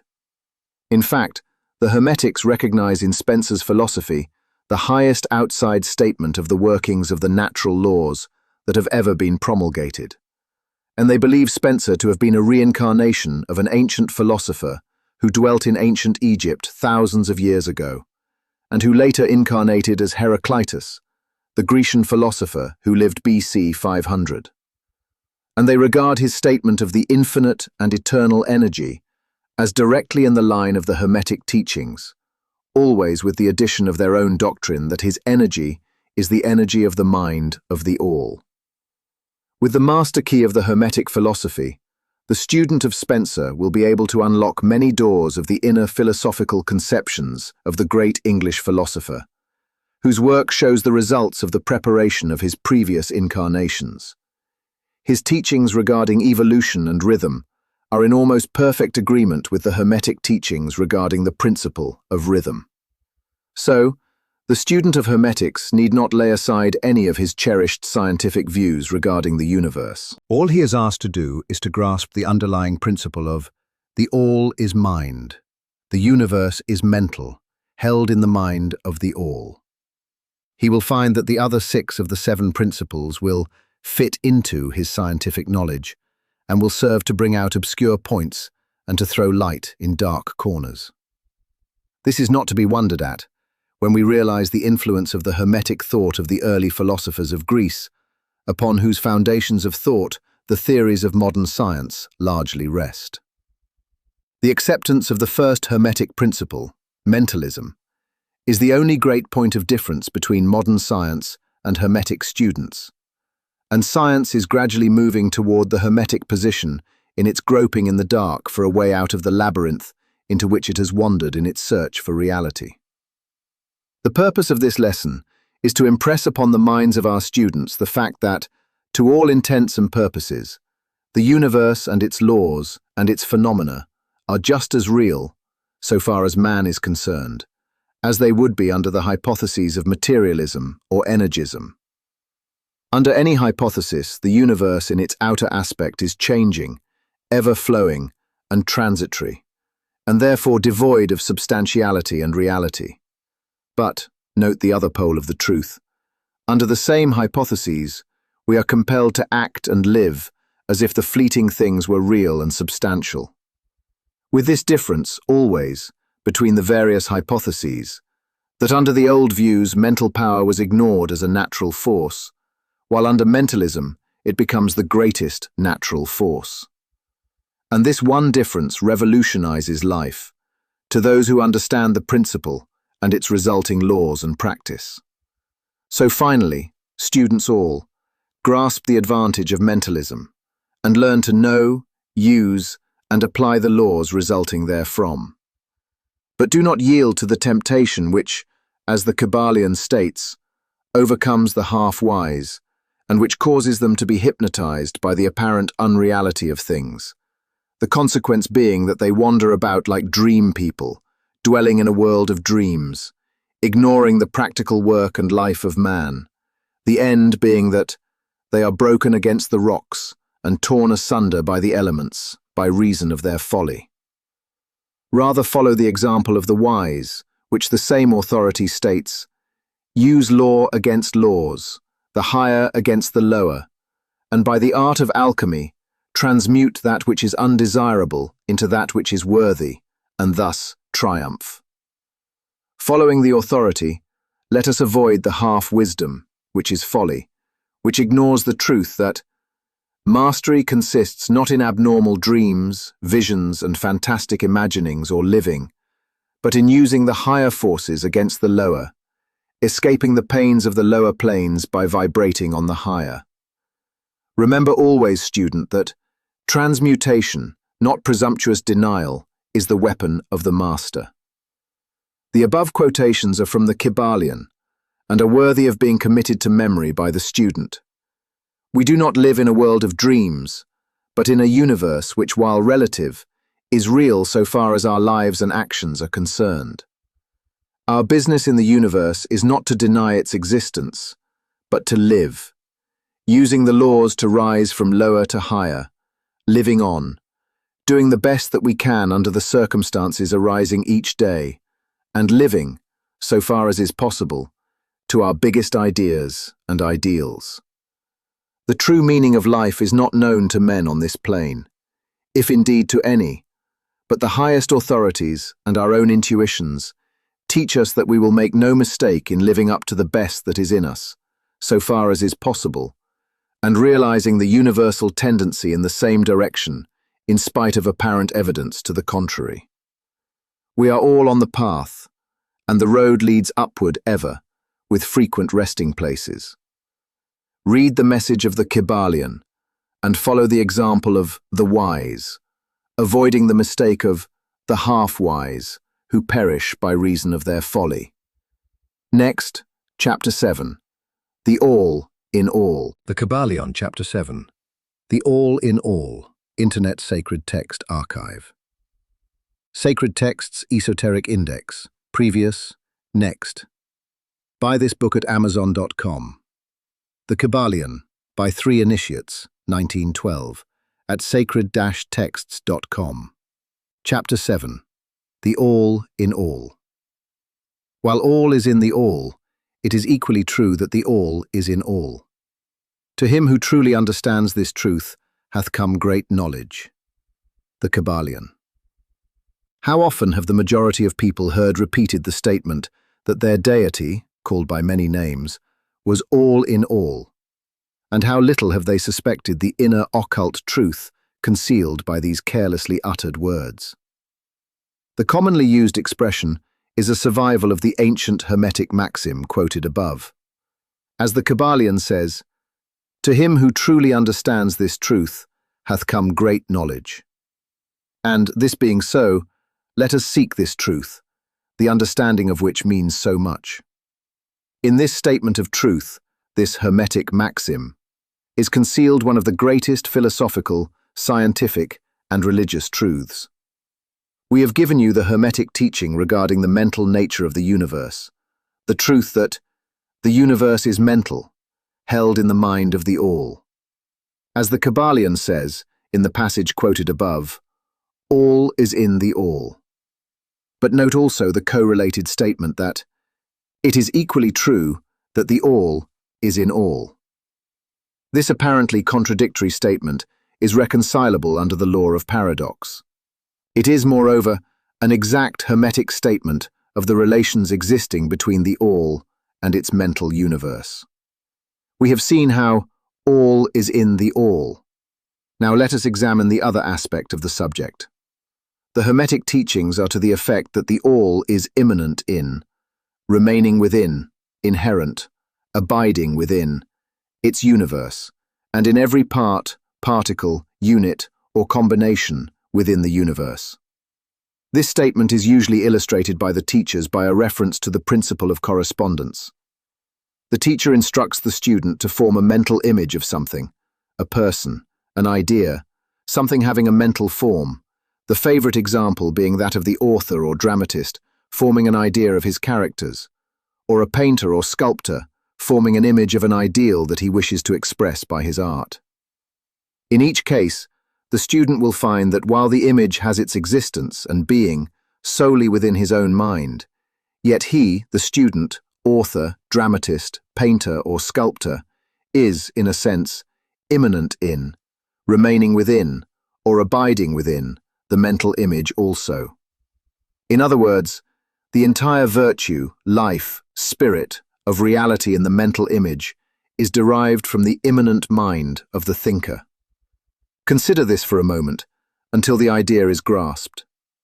To take a modern example, let us say that Othello, Iago, Hamlet, Lear, Richard III existed merely in the mind of Shakespeare at the time of their conception or creation. And yet, Shakespeare also existed within each of these characters, giving them their vitality, spirit, and action. Whose is the spirit of the characters that we know as Micawber, Oliver Twist, Uriah Heep? Is it Dickens? Or have each of these characters a personal spirit independent of their creator? Have the Venus of Medici, the Sistine Madonna, the Apollo Belvedere, spirits and reality of their own? Or do they represent the spiritual and mental power of their creators? The law of paradox explains that both propositions are true, viewed from the proper viewpoints. Micawber is both Micawber and yet Dickens. And again, while Micawber may be said to be Dickens, yet Dickens is not identical with Micawber. Man, like Micawber, may exclaim, "The spirit of my Creator is inherent within me, and yet I am not He." How different this from the shocking half-truth so vociferously announced by certain of the half-wise, who fill the air with their raucous cries of, "I am God."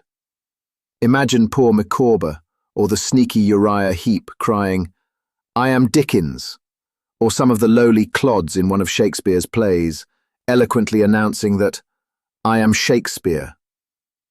The all is in the earthworm, and yet the earthworm is far from being the all.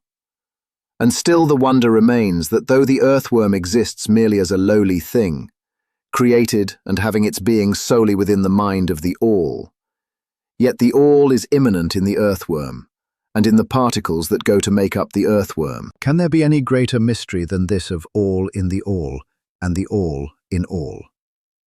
The student will, of course, realize that the illustrations given above are necessarily imperfect and inadequate, for they represent the creation of mental images in finite minds, while the universe is a creation of infinite mind, and the difference between the two poles separates them.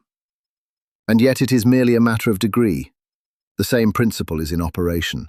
The principle of correspondence manifests in each. As above, so below. As below, so above. And, in the degree that man realizes the existence of the indwelling spirit immanent within his being, so will he rise in the spiritual scale of life. This is what spiritual development means, the recognition, realization, and manifestation of the spirit within us. Try to remember this last definition, that of spiritual development. It contains the truth of true religion. There are many planes of being, many subplanes of life, many degrees of existence in the universe, and all depend upon the advancement of beings in the scale, of which scale the lowest point is the grossest matter, the highest being separated only by the thinnest division from the spirit of the all. And upward and onward along this scale of life, everything is moving. All are on the path, whose end is the all. All progress is a returning home. All is upward and onward, in spite of all seemingly contradictory appearances. Such is the message of the illumined. The Hermetic teachings concerning the process of the mental creation of the universe are that at the beginning of the creative cycle, the all, in its aspect of being, projects its will toward its aspect of becoming, and the process of creation begins. It is taught that the process consists of the lowering of vibration until a very low degree of vibratory energy is reached, at which point the grossest possible form of matter is manifested. This process is called the stage of involution, in which the all becomes involved or wrapped up in its creation. This process is believed by the Hermetists to have a correspondence to the mental process of an artist, writer, or inventor, who becomes so wrapped up in his mental creation as to almost forget his own existence, and who, for the time being, almost lives in his creation. If instead of wrapped, we use the word wrapped, perhaps we will give a better idea of what is meant. This involuntary stage of creation is sometimes called the outpouring of the divine energy, just as the evolutionary state is called the indrawing. The extreme pole of the creative process is considered to be the furthest removed from the all, while the beginning of the evolutionary stage is regarded as the beginning of the return swing of the pendulum of rhythm, a coming home idea being held in all of the Hermetic teachings. The teachings are that during the outpouring, the vibrations become lower and lower until finally the urge ceases and the return swing begins. But there is this difference, that while in the outpouring, the creative forces manifest compactly and as a whole, yet from the beginning of the evolutionary or indrawing stage, there is manifested the law of individualization, that is, the tendency to separate into units of force, so that finally that which left the all as unindividualized energy returns to its source as countless highly developed units of life, having risen higher and higher in the scale by means of physical, mental, and spiritual evolution. The ancient Hermetists use the word meditation in describing the process of the mental creation of the universe in the mind of the all, the word contemplation also being frequently employed. But the idea intended seems to be that of the employment of the divine attention. Attention is a word derived from the Latin root meaning to reach out, to stretch out. And so the act of attention is really a mental, reaching out, extension of mental energy, so that the underlying idea is readily understood when we examine into the real meaning of attention. The Hermetic teachings regarding the process of evolution are that the all, having meditated upon the beginning of the creation, having thus established the material foundations of the universe, having thought it into existence, then gradually awakens or rouses from its meditation, and in so doing, starts into manifestation the process of evolution, on the material, mental, and spiritual planes, successively and in order. Thus the upward movement begins, and all begins to move spiritward. Matter becomes less gross, the units spring into being, the combinations begin to form, life appears and manifests in higher and higher forms, and mind becomes more and more in evidence, the vibrations constantly becoming higher. In short, the entire process of evolution, in all of its phases, begins, and proceeds according to the established laws of the indrawing process. All of this occupies eons upon eons of man's time, each eon containing countless millions of years. But yet the illumined inform us that the entire creation, including involution and evolution, of an universe, is but as the twinkle of the eye to the all. At the end of countless cycles of eons of time, the all withdraws its attention, its contemplation and meditation of the universe, for the great work is finished, and all is withdrawn into the all from which it emerged. But mystery of mysteries, the spirit of each soul is not annihilated, but is infinitely expanded. The created and the creator are merged. Such is the report of the illumined. The above illustration of the meditation and subsequent awakening from meditation of the all is of course but an attempt of the teachers to describe the infinite process by a finite example. And yet, as below, so above. The difference is merely in degree. And just as the all arouses itself from the meditation upon the universe, so does man, in time, cease from manifesting upon the material plane, and withdraws himself more and more into the indwelling spirit, which is indeed the divine ego. There is one more matter of which we desire to speak in this lesson, and that comes very near to an invasion of the metaphysical field of speculation, although our purpose is merely to show the futility of such speculation. We allude to the question which inevitably comes to the mind of all thinkers who have ventured to seek the truth. The question is, why does the all create universes? The question may be asked in different forms, but the above is the gist of the inquiry. Men have striven hard to answer this question, but still there is no answer worthy of the name. Some have imagined that the all had something to gain by it, but this is absurd, for what could the all gain that it did not already possess? Others have sought the answer in the idea that the all wished something to love, and others that it created for pleasure or amusement, or because it was lonely, or to manifest its power.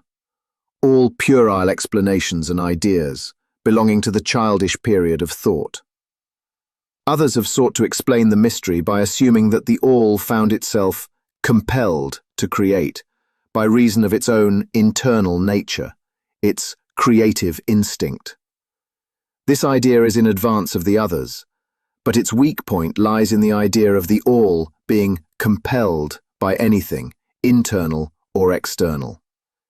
If its internal nature, or creative instinct, compelled it to do anything, then the internal nature, or creative instinct, would be the absolute, instead of the all. And so accordingly that part of the proposition falls. And yet, the all does create and manifest, and seems to find some kind of satisfaction in so doing. and it is difficult to escape the conclusion that in some infinite degree it must have what would correspond to an inner nature or creative instinct in man, with correspondingly infinite desire and will. It could not act unless it willed to act, and it would not will to act unless it desired to act, and it would not desire to act unless it obtained some satisfaction thereby. And all of these things would belong to an inner nature, and might be postulated as existing according to the law of correspondence. But still, we prefer to think of the all as acting entirely free from any influence, internal as well as external. That is the problem which lies at the root of difficulty, and the difficulty that lies at the root of the problem. Strictly speaking, there cannot be said to be any reason whatsoever for the all to act, for a reason implies a cause, and the all is above cause and effect, except when it wills to become a cause, at which time the principle is set into motion. So you see, the matter is unthinkable, just as the all is unknowable. Just as we say the all merely is, so we are compelled to say that the all acts because it acts. At the last, the all is all reason in itself, all law in itself, all action in itself, and it may be said truthfully that the all is its own reason, its own law, its own act, or still further, that the all, its reason, its act, is law, are one, all being names for the same thing. In the opinion of those who are giving you these present lessons, the answer is locked up in the inner self of the all, along with its secret of being. The law of correspondence, in our opinion, reaches only to that aspect of the all, which may be spoken of as the aspect of becoming. Back of that aspect is the aspect of being, in which all laws are lost in law, all principles merge into principle, and the all, principle, and being are identical, one and the same. Therefore, metaphysical speculation on this point is futile. We go into the matter here merely to show that we recognize the question, and also the absurdity of the ordinary answers of metaphysics and theology. In conclusion, it may be of interest to our students to learn that while some of the ancient and modern Hermetic teachers have rather inclined in the direction of applying the principle of correspondence to the question, with the result of the inner nature conclusion, still the legends have it that Hermes, the Great, when asked this question by his advanced students, answered them by pressing his lips tightly together and saying not a word, indicating that there was no answer. But then, he may have intended to apply the axiom of his philosophy that the lips of wisdom are closed, except to the ears of understanding, believing that even his advanced students did not possess the understanding which entitled them to the teaching. At any rate, if Hermes possessed the secret, he failed to impart it, and so far as the world is concerned, the lips of Hermes are closed regarding it. And where the great Hermes hesitated to speak, what mortal may dare to teach? But remember that whatever be the answer to this problem, if indeed there be an answer, the truth remains that, while all is in the all, it is equally true that the all is in all. The teaching on this point is emphatic, and we may add the concluding words of the quotation: "To him who truly understands this truth hath come great knowledge." Next, Chapter 8, Planes of Correspondence. The Kybalion, Chapter 8, Planes of Correspondence, Internet Sacred Text Archive. Sacred Texts Esoteric Index. Previous, next. Buy this book at Amazon.com. The Kybalion, by 3 Initiates, 1912, at sacred-texts.com. Chapter 8, Planes of Correspondence. As above, so below. As below, so above. The Kybalion. The great second Hermetic principle embodies the truth that there is a harmony, agreement, and correspondence between the several planes of manifestation, life, and being. This truth is a truth because all that is included in the universe emanates from the same source, and the same laws, principles, and characteristics apply to each unit or combination of units of activity, as each manifests its own phenomena upon its own plane. For the purpose of convenience of thought and study, the Hermetic philosophy considers that the universe may be divided into three great classes of phenomena, known as the three great planes, namely, 1. The great physical plane, 2. The great mental plane, 3. The great spiritual plane. These divisions are more or less artificial and arbitrary, for the truth is that all of the three divisions are but ascending degrees of the great scale of life, the lowest point of which is undifferentiated matter, and the highest point that of spirit. And moreover, the different planes shade into each other, so that no hard and fast division may be made between the higher phenomena of the physical and the lower of the mental, or between the higher of the mental and the lower of the physical. In short, the three great planes may be regarded as three great groups of degrees of life manifestation. While the purposes of this little book do not allow us to enter into an extended discussion of, or explanation of, the subject of these different planes, still we think it well to give a general description of the same at this point. At the beginning, we may as well consider the question so often asked by the neophyte, who desires to be informed regarding the meaning of the word plane, which term has been very freely used and very poorly explained in many recent works upon the subject of occultism. The question is generally about as follows: is a plane a place having dimensions, or is it merely a condition or state? We answer, no, not a place, nor ordinary dimension of space, and yet more than a state or condition. It may be considered as a state or condition, and yet the state or condition is a degree of dimension, in a scale subject to measurement. Somewhat paradoxical, is it not? But let us examine the matter. A dimension, you know, is a measure in a straight line, relating to measure, etc. The ordinary dimensions of space are length, breadth, and height, or perhaps length, breadth, height, thickness, or circumference. But there is another dimension of created things, or measure in a straight line, known to occultists and to scientists as well, although the latter have not as yet applied the term dimension to it. And this new dimension, which, by the way, is the much speculated about fourth dimension, is the standard used in determining the degrees or planes. This fourth dimension may be called the dimension of vibration. It is a fact well known to modern science, as well as to the Hermetists who have embodied the truth in their third Hermetic principle, that everything is in motion, everything vibrates, nothing is at rest. From the highest manifestation to the lowest, everything and all things vibrate. Not only do they vibrate at different rates of motion, but as in different directions and in a different manner. The degrees of the rate of vibrations constitute the degrees of measurement on the scale of vibrations. In other words, the degrees of the fourth dimension.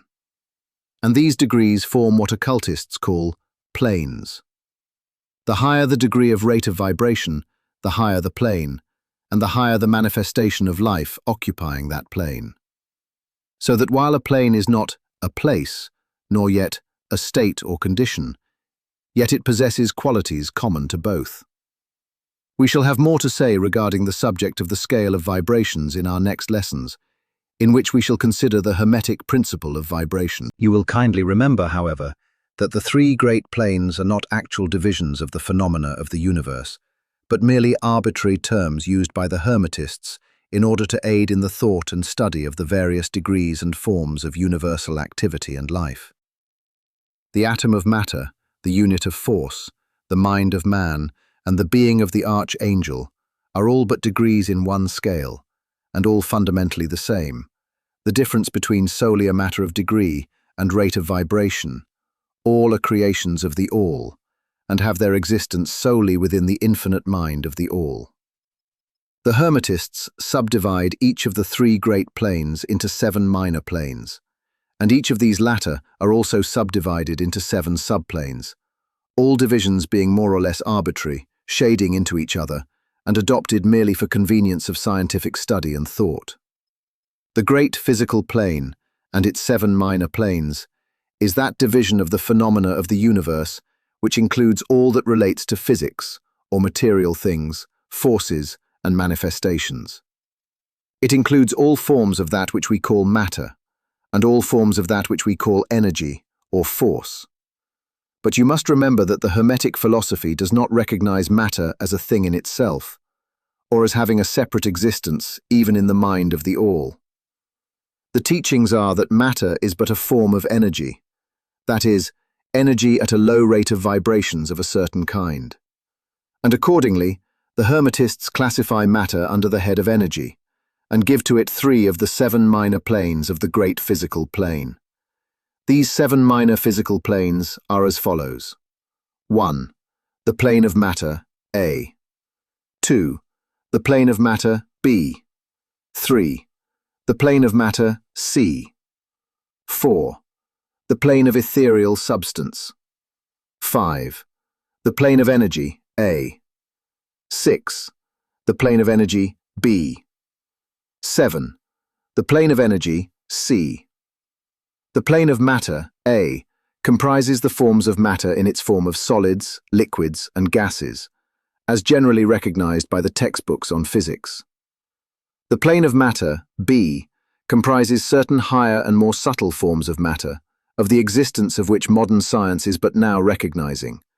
The phenomena of radiant matter, in its phases of radium, etc., belonging to the lower subdivision of this minor plane. The plane of matter, C, comprises forms of the most subtle and tenuous matter, the existence of which is not suspected by ordinary scientists. The plane of ethereal substance comprises that which science speaks of as the ether, a substance of extreme tenuity and elasticity, pervading all universal space, and acting as a medium for the transmission of waves of energy, such as light, heat, electricity, etc. This ethereal substance forms a connecting link between matter, so-called, and energy, and partakes of the nature of each. The Hermetic teachings, however, instruct that this plane has 7 subdivisions, as have all of the minor planes, and that in fact there are 7 ethers instead of but 1. Next above the plane of ethereal substance comes the plane of energy, A, which comprises the ordinary forms of energy known to science, its 7 subplanes being respectively heat, light, magnetism, electricity, and attraction, including gravitation, cohesion, chemical affinity, etc., and several other forms of energy indicated by scientific experiments, but not as yet named or classified.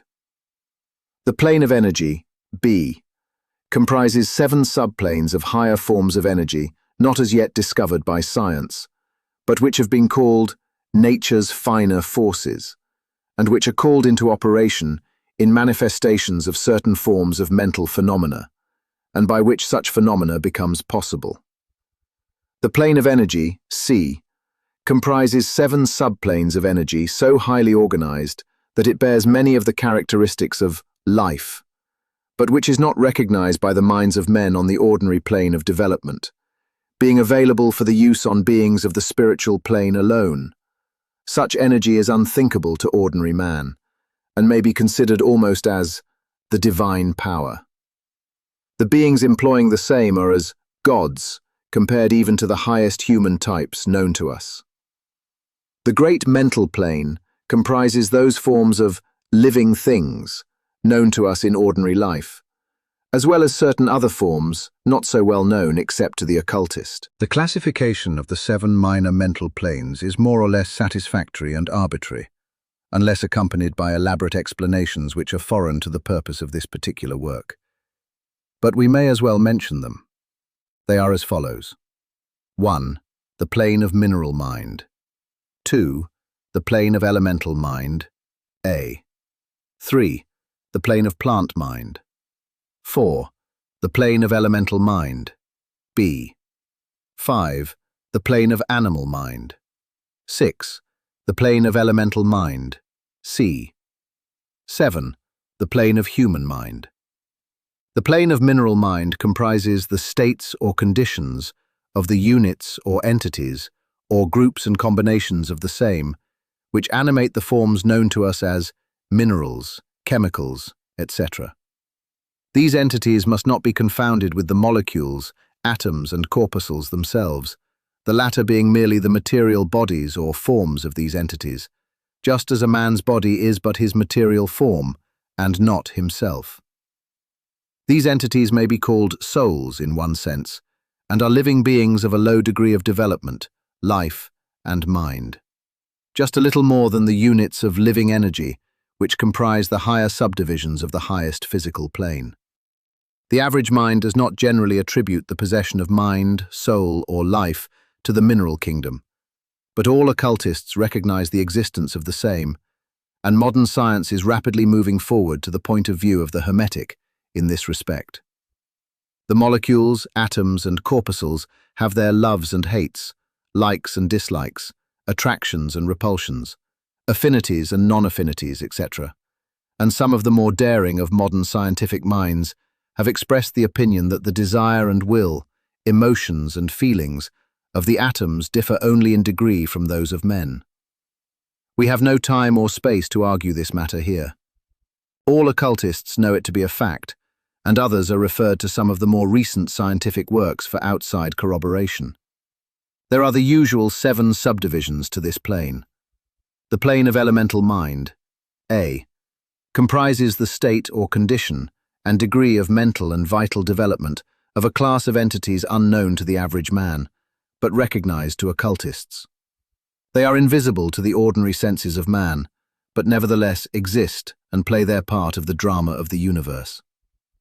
Their degree of intelligence is between that of the mineral and chemical entities on the one hand, and of the entities of the plant kingdom on the other. There are 7 subdivisions to this plane also.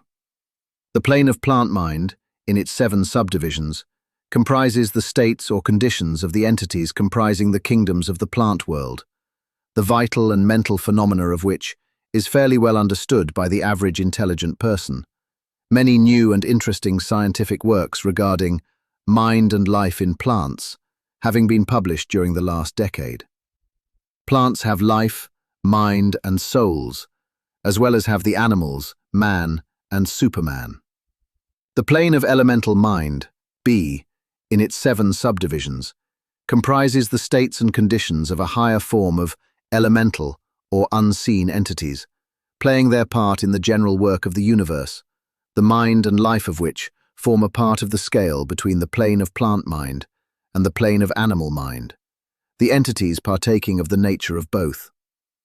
The plane of animal mind, in its 7 subdivisions, comprises the states and conditions of the entities, beings, or souls, animating the animal forms of life, familiar to us all. It is not necessary to go into details regarding this kingdom or plane of life, for the animal world is as familiar to us as is our own. The plane of elemental mind, C, in its 7 subdivisions, comprises those entities or beings, invisible as are all such elemental forms, which partake of the nature of both animal and human life in a degree and in certain combinations. The highest forms are semi-human in intelligence. The plane of human mind, in its 7 subdivisions, comprises those manifestations of life and mentality which are common to man in his various grades, degrees, and divisions. In this connection, we wish to point out the fact that the average man of today occupies but the 4th subdivision of the plane of human mind, and only the most intelligent have crossed the borders of the 5th subdivision. It has taken the race millions of years to reach this stage, and it will take many more years for the race to move on to the 6th and 7th subdivisions and beyond. But remember that there have been races before us which have passed through these degrees and then on to higher planes. Our own race is the 5th, with stragglers from the 4th, which has set foot upon the path. And then there are a few advanced souls of our own race who have outstripped the masses and who have passed on to the 6th and 7th subdivision, and some few being still further on. The man of the 6th subdivision will be the Superman. He of the 7th will be the Overman. In our consideration of the 7 minor mental planes, we have merely referred to the 3 elementary planes in a general way. We do not wish to go into this subject in detail in this work, for it does not belong to this part of the general philosophy and teachings. But we may say this much, in order to give you a little clearer idea of the relations of these planes to the more familiar ones. The elementary planes bear the same relation to the planes of mineral, plant, animal, and human mentality and life that the black keys on the piano do to the white keys. The white keys are sufficient to produce music, but there are certain scales, melodies, and harmonies in which the black keys play their part, and in which their presence is necessary.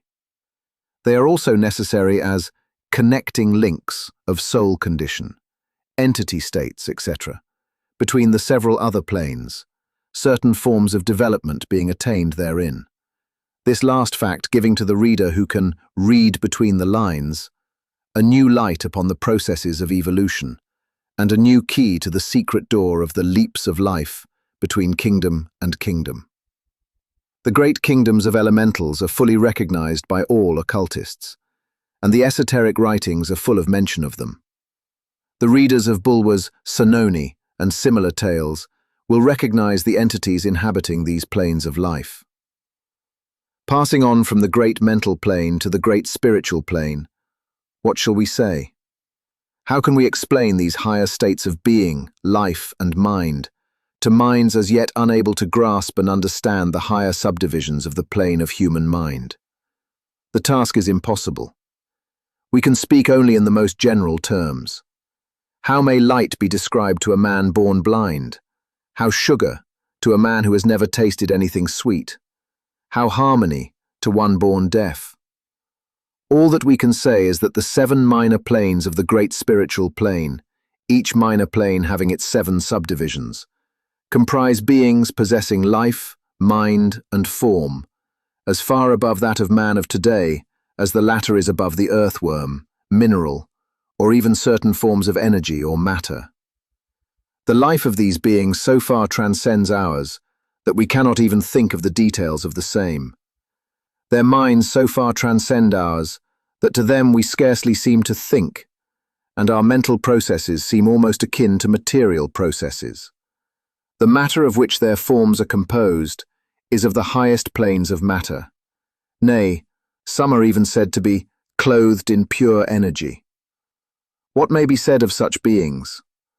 On the 7 minor planes of the great spiritual plane exist beings of whom we may speak as angels, archangels, demigods.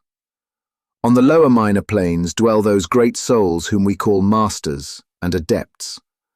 Above them come the great hierarchies of the angelic hosts, unthinkable to man. And above those come those who may without irreverence be called the gods. So high in the scale of being are they, their being, intelligence, and power being akin to those attributed by the races of men to their conceptions of deity. These beings are beyond even the highest flights of the human imagination, the word divine being the only one applicable to them. Many of these beings, as well as the angelic host, take the greatest interest in the affairs of the universe and play an important part in its affairs. These unseen divinities and angelic helpers extend their influence freely and powerfully in the process of evolution and cosmic progress. Their occasional intervention and assistance in human affairs have led to the many legends, beliefs, religions, and traditions of the race, past and present. They have superimposed their knowledge and power upon the world, again and again, all under the law of the all, of course. But yet, even the highest of these advanced beings exist merely as creations of, and in, the mind of the all, and are subject to the cosmic processes and universal laws. They are still mortal. We may call them gods, if we like, but still they are but the elder brethren of the race, the advanced souls who have outstripped their brethren, and who have foregone the ecstasy of absorption by the all in order to help the race on its upward journey along the path. But they belong to the universe and are subject to its conditions. They are mortal, and their plane is below that of absolute spirit.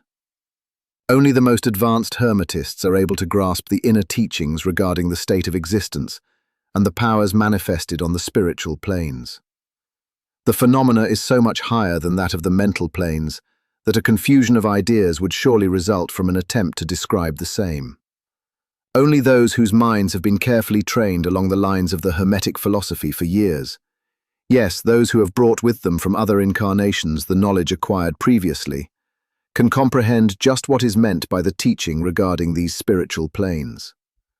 And much of these inner teachings is held by the Hermetists as being too sacred, important, and even dangerous for general public dissemination.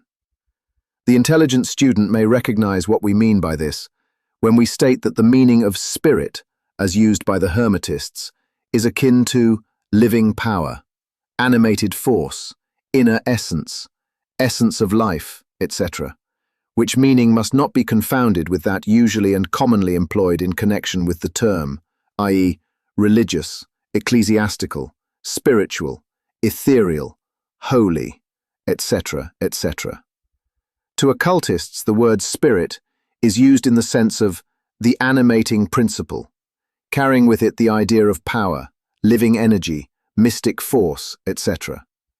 And occultists know that that which is known to them as spiritual power may be employed for evil as well as good ends, in accordance with the principle of polarity, a fact which has been recognized by the majority of religions in their conceptions of Satan, Beelzebub, the devil, Lucifer, fallen angels, etc. And so the knowledge regarding these planes has been kept in the Holy of Holies in all esoteric fraternities and occult orders, in the secret chamber of the temple. But this may be said here, that those who have attained high spiritual powers and have misused them have a terrible fate in store for them, and the swing of the pendulum of rhythm will inevitably swing them back to the furthest extreme of material existence, from which point they must retrace their steps spiritward along the weary rounds of the path, but always with the added torture of having always with them a lingering memory of the heights from which they fell owing to their evil actions. The legends of the fallen angels have a basis in actual facts, as all advanced occultists know. The striving for selfish power on the spiritual planes inevitably results in the selfish soul losing its spiritual balance and falling back as far as it had previously risen. But to even such a soul, the opportunity of a return is given, and such souls make the return journey, paying the terrible penalty according to the invariable law. In conclusion, we would again remind you that according to the principle of correspondence, which embodies the truth, as above, so below, as below, so above, all of the 7 Hermetic principles are in full operation on all of the many planes, physical, mental, and spiritual. The principle of mental substance, of course, applies to all the planes, for all are held in the mind of the all. The principle of correspondence manifests in all, for there is a correspondence, harmony, and agreement between the several planes. The principle of vibration manifests on all planes. In fact, the very differences that go to make the planes arise from vibration, as we have explained. The principle of polarity manifests on each plane, the extremes of the poles being apparently opposite and contradictory. The principle of rhythm manifests on each plane, the movement of the phenomena having its ebb and flow, rise and flow, incoming and outgoing. The principle of cause and effect manifests on each plane, every effect having its cause, and every cause having its effect. The principle of gender manifests on each plane, the creative energy being always manifest, and operating along the lines of its masculine and feminine aspects. As above, so below, as below, so above. This centuries-old Hermetic axiom embodies one of the great principles of universal phenomena. As we proceed with our consideration of the remaining principles, we will see even more clearly the truth of the universal nature of this great principle of correspondence. Next, Chapter 9, Vibration. The Kybalion. Chapter 9, Vibration, Internet Sacred Text Archive, Sacred Texts Esoteric Index. Previous. Next. Buy this book at Amazon.com. The Kybalion, by 3 Initiates, 1912, at sacred-texts.com. Chapter 9. Vibration. Nothing rests, everything moves, everything vibrates. The Kybalion. The great third Hermetic principle, the principle of vibration, embodies the truth that motion is manifest in everything in the universe, that nothing is at rest, that everything moves, vibrates, and circles.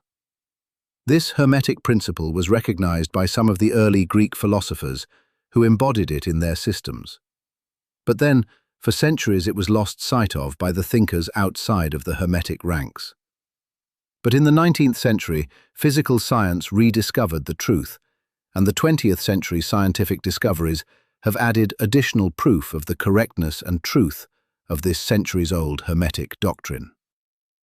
The Hermetic teachings are that not only is everything in constant movement and vibration, but that the differences between the various manifestations of the universal power are due entirely to the varying rate and mode of vibrations. Not only this, but that even the all, in itself, manifests a constant vibration of such an infinite degree of intensity and rapid motion that it may be practically considered as at rest, the teachers directing the attention of the students to the fact that even on the physical plane, a rapidly moving object, such as a revolving wheel, seems to be at rest. The teachings are to the effect that spirit is at one end of the pole of vibration, the other pole being certain extremely gross forms of matter. Between these two poles are millions upon millions of different rates and modes of vibration. Modern science has proven that all that we call matter and energy are but modes of vibratory motion, and some of the more advanced scientists are rapidly moving toward the positions of the occultists who hold that the phenomena of mind are likewise modes of vibration or motion. Let us see what science has to say regarding the question of vibrations in matter and energy. In the first place, science teaches that all matter manifests, in some degree, the vibrations arising from temperature or heat.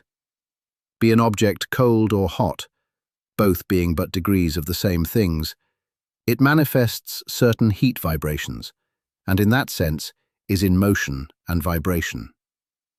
Then all particles of matter are in circular movement, from corpuscle to suns. The planets revolve around suns, and many of them turn on their axes. The suns move around greater central points, and these are believed to move around still greater, and so on, ad infinitum. The molecules of which the particular kinds of matter are composed are in a state of constant vibration and movement around each other and against each other. The molecules are composed of atoms, which, likewise, are in a state of constant movement and vibration. The atoms are composed of corpuscles, sometimes called electrons, ions, etc., which also are in a state of rapid motion, revolving around each other, and which manifest a very rapid state and mode of vibration. And so we see that all forms of matter manifest vibration in accordance with the Hermetic principle of vibration. And so it is with the various forms of energy.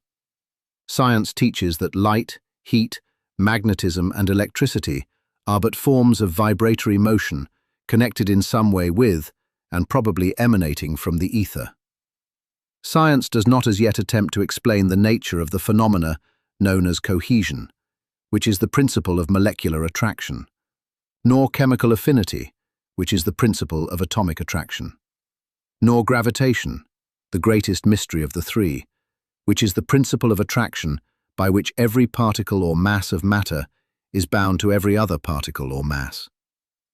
These three forms of energy are not as yet understood by science, yet the writers incline to the opinion that these too are manifestations of some form of vibratory energy, a fact which the Hermetists have held and taught for ages past. The universal ether, which is postulated by science without its nature being understood clearly, is held by the Hermetists to be but a higher manifestation of that which is erroneously called matter, that is to say, matter at a higher degree of vibration, and is called by them the ethereal substance.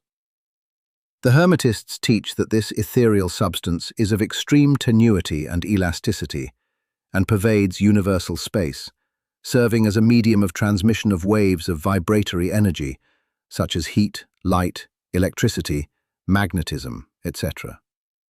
The teachings are that the ethereal substance is a connecting link between the forms of vibratory energy known as matter, on the one hand, and energy or force, on the other, and also that it manifests a degree of vibration in rate and mode entirely its own.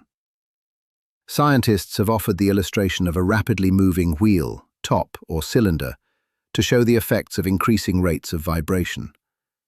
The illustration supposes a wheel, top, or revolving cylinder running at a low rate of speed. We will call this revolving thing the object in following out the illustration. Let us suppose the object moving slowly. It may be seen readily, but no sound of its movement reaches the ear. The speed is gradually increased.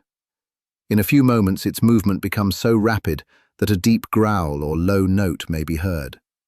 Then, as the rate is increased, the note rises one in the musical scale. Then, the motion being still further increased, the next highest note is distinguished. Then, one after another, all the notes of the musical scale appear, rising higher and higher as the motion is increased. Finally, when the motions have reached a certain rate, the final note perceptible to human ears is reached, and the shrill, piercing shriek dies away, and silence follows. No sound is heard from the revolving object, the rate of motion being so high that the human ear cannot register the vibrations. Then comes the perception of rising degrees of heat. Then, after quite a time, the eye catches a glimpse of the object becoming a dull, dark, reddish color. As the rate increases, the red becomes brighter. Then, as the speed is increased, the red melts into an orange. Then the orange melts into a yellow. Then follow, successively, the shades of green, blue, indigo, and finally violet, as the rate of speed increases. Then the violet shades away, and all color disappears, the human eye not being able to register them.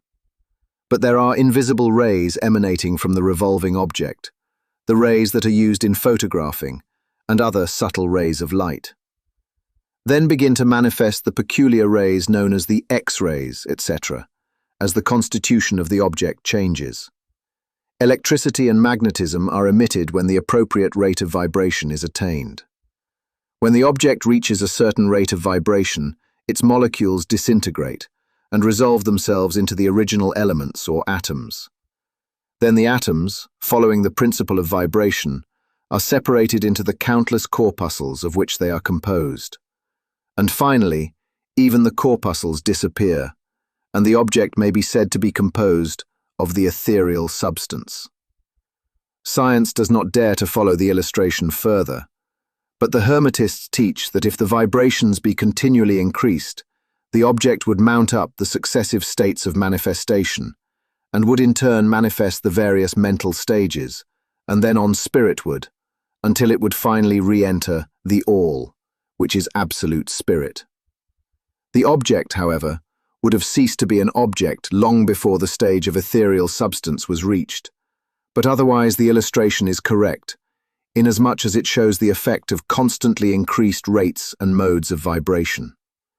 It must be remembered, in the above illustration, that at the stages at which the object throws off vibrations of light, heat, etc., it is not actually resolved into those forms of energy, which are much higher in the scale, but simply that it reaches a degree of vibration in which those forms of energy are liberated, in a degree, from the confining influences of its molecules, atoms and corpuscles, as the case may be. These forms of energy, although much higher in the scale than matter, are imprisoned and confined in the material combinations, by reason of the energies manifesting through and using material forms, but thus becoming entangled and confined in their creations of material forms, which to an extent is true of all creations, the creating force becoming involved in its creation. But the Hermetic teachings go much further than do those of modern science. They teach that all manifestation of thought, emotion, reason, will, or desire or any mental state or condition, are accompanied by vibrations, a portion of which are thrown off and which tend to affect the minds of other persons by induction. This is the principle which produces the phenomena of telepathy, mental influence, and other forms of the action and power of mind over mind, with which the general public is rapidly becoming acquainted, owing to the wide dissemination of occult knowledge by the various schools, cults, and teachers along these lines at this time. Every thought, emotion, or mental state has its corresponding rate and mode of vibration. And by an effort of the will of the person, or of other persons, these mental states may be reproduced, just as a musical tone may be reproduced by causing an instrument to vibrate at a certain rate, just as color may be reproduced in the same way. By a knowledge of the principle of vibration, as applied to mental phenomena, one may polarize his mind at any degree he wishes, thus gaining a perfect control over his mental states, moods, etc.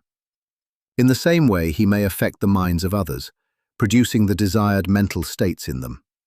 In short, he may be able to produce on the mental plane that which science produces on the physical plane, namely, vibrations at will. This power, of course, may be acquired only by the proper instruction, exercises, practice, etc., the science being that of mental transmutation, one of the branches of the Hermetic art. A little reflection on what we have said will show the student that the principle of vibration underlies the wonderful phenomena of the power manifested by the masters and adepts, who are able to apparently set aside the laws of nature, but who, in reality, are simply using one law against another, one principle against others, and who accomplish their results by changing the vibrations of material objects or forms of energy, and thus perform what are commonly called miracles. As one of the old Hermetic writers has truly said, "He who understands the principle of vibration has grasped the scepter of power." Next, Chapter 10, Polarity. The Kybalion, Chapter 10, Polarity. Internet Sacred Text Archive. Sacred Texts, Esoteric Index. Previous, Next. Buy this book at Amazon.com. The Kybalion, by 3 Initiates, 1912, at sacred-texts.com. Chapter 10, Polarity. Everything is dual. Everything has poles. Everything has its pair of opposites. Like and unlike are the same. Opposites are identical in nature, but different in degree. Extremes meet. All truths are but half-truths. All paradoxes may be reconciled. The Kybalion. The great fourth Hermetic principle, the principle of polarity, embodies the truth that all manifested things have two sides, two aspects, two poles, a pair of opposites, with manifold degrees between the two extremes. The old paradoxes which have ever perplexed the mind of men are explained by an understanding of this principle. Man has always recognized something akin to this principle, and has endeavored to express it by such sayings, maxims, and aphorisms as the following. Everything is and isn't at the same time. All truths are but half-truths. Every truth is half-false. There are two sides to everything. There is a reverse side to every shield, etc., etc. The Hermetic teachings are to the effect that the difference between things seemingly diametrically opposed to each other is merely a matter of degree. It teaches that the pairs of opposites may be reconciled, and that thesis and antithesis are identical in nature, but different in degree, and that the universal reconciliation of opposites is effected by a recognition of this principle of polarity. The teachers claim that illustrations of this principle may be had on every hand, and from an examination into the real nature of anything. They begin by showing that spirit and matter are but the two poles of the same thing, the intermediate planes being merely degrees of vibration. They show that the all and the many are the same, the difference being merely a matter of degree of mental manifestation. Thus, the law and laws are the two opposite poles of one thing. Likewise, principle and principles. Infinite mind and finite minds.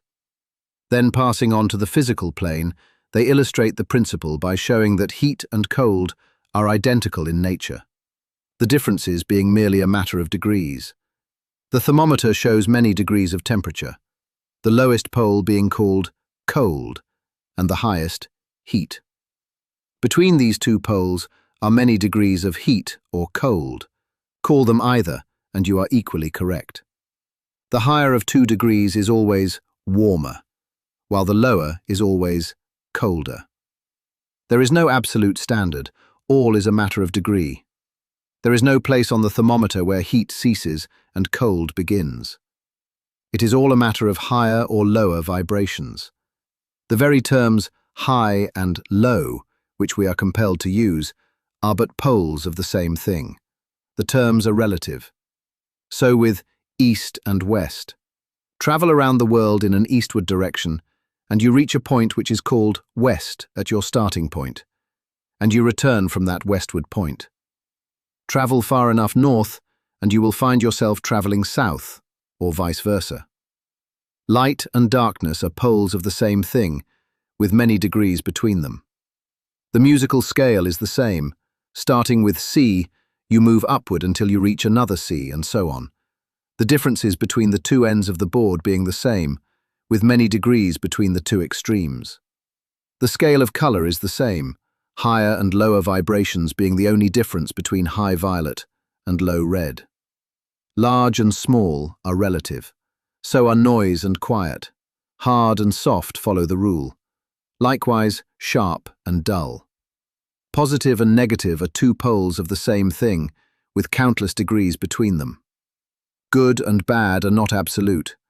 We call one end of the scale good and the other bad, or one end good and the other evil, according to the use of the terms.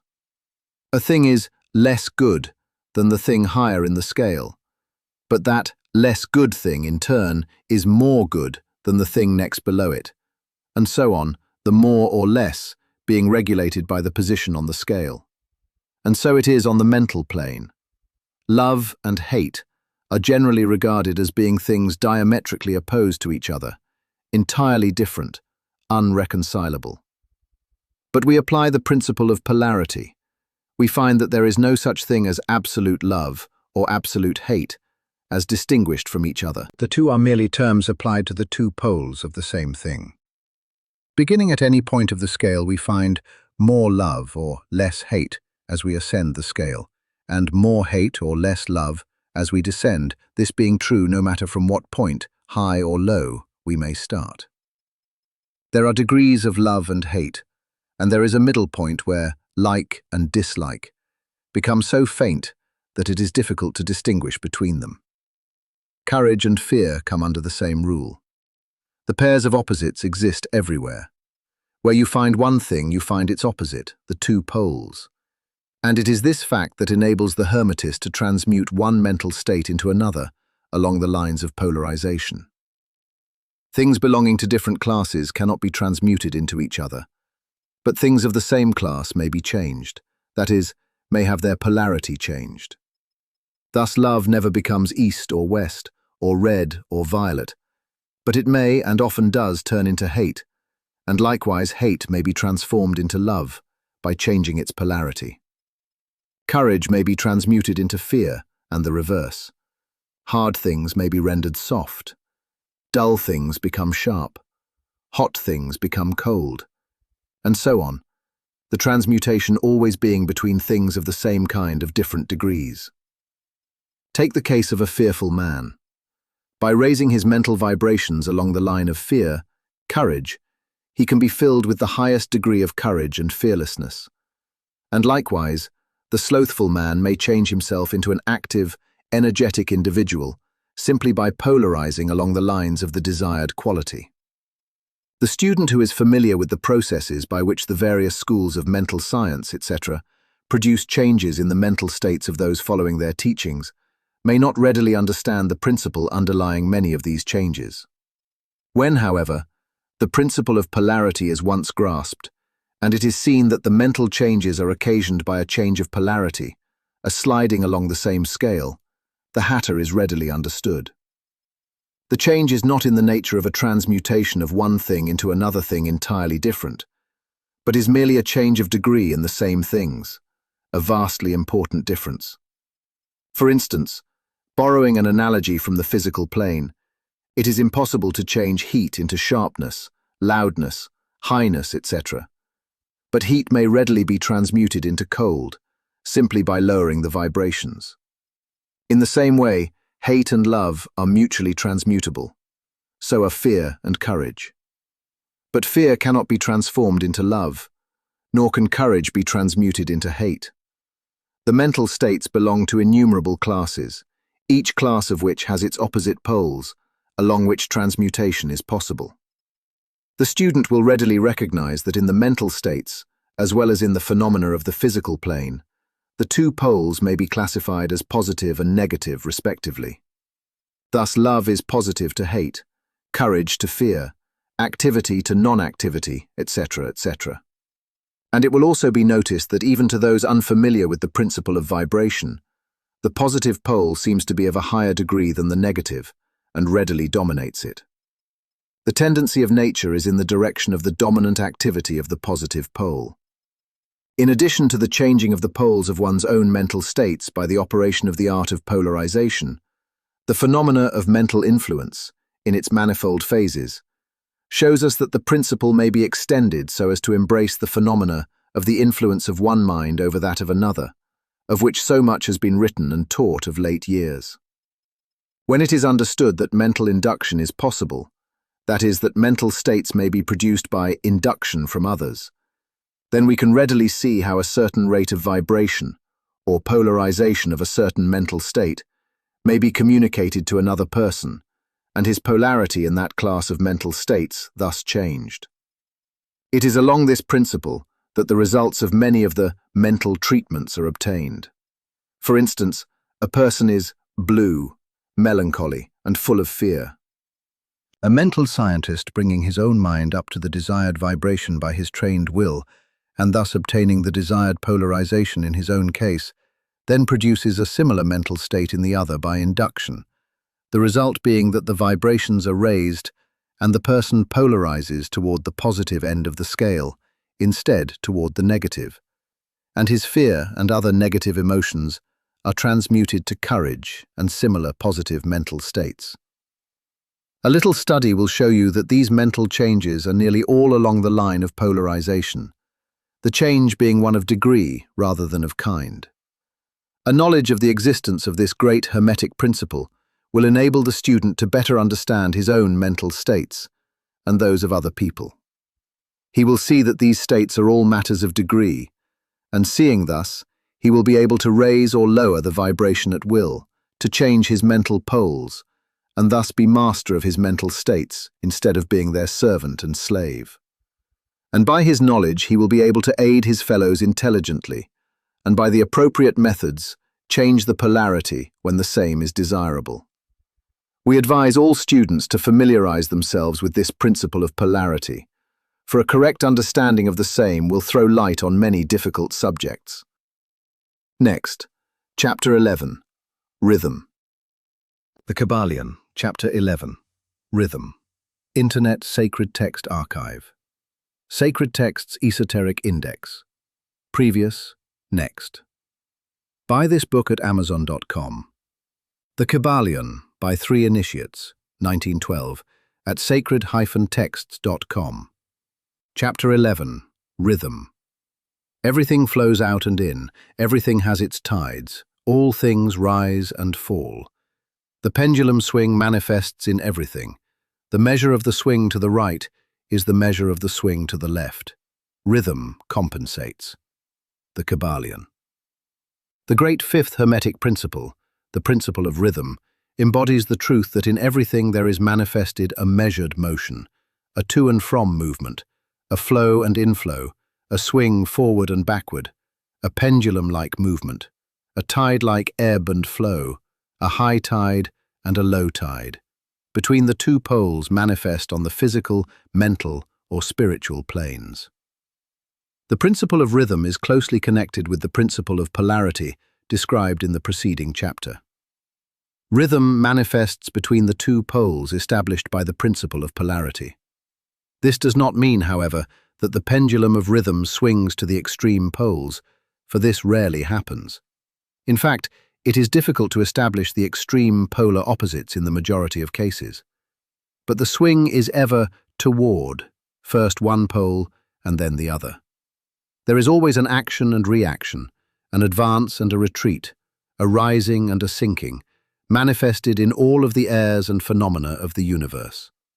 Suns, worlds, men, animals, plants, minerals, forces, energy, mind and matter, yes, even spirit, manifests this principle. The principle manifests in the creation and destruction of worlds, in the rise and fall of nations, in the life history of all things, and finally, in the mental states of man. Beginning with the manifestations of spirit, of the all, it will be noticed that there is ever the outpouring and the indrawing, the outbreathing and inbreathing of Brahm, as the Brahmins word it. Universes are created, reach their extreme low point of materiality, and then begin in their upward swing. Suns spring into being, and then their height of power being reached, the process of retrogression begins, and after eons they become dead masses of matter, awaiting another impulse which starts again their inner energies into activity, and a new solar life cycle is begun. And thus it is with all the worlds. They are born, grow, and die, only to be reborn. And thus it is with all the things of shape and form. They swing from action to reaction, from birth to death, from activity to inactivity, and then back again. Thus it is with all living things. They are born, grow, and die, and then are reborn. So it is with all great movements, philosophies, creeds, fashions, governments, nations, and all else birth, growth, maturity, decadence, death, and then new birth. The swing of the pendulum is ever in evidence. Night follows day, and day night. The pendulum swings from summer to winter, and then back again. The corpuscles, atoms, molecules, and all masses of matter swing around the circle of their nature. There is no such thing as absolute rest or cessation from movement, and all movement partakes of rhythm. The principle is of universal application. It may be applied to any question or phenomena of any of the many planes of life. It may be applied to all phases of human activity. There is always the rhythmic swing from one pole to the other. The universal pendulum is ever in motion. The tides of life flow in and out, according to law. The principle of rhythm is well understood by modern science and is considered a universal law as applied to material things.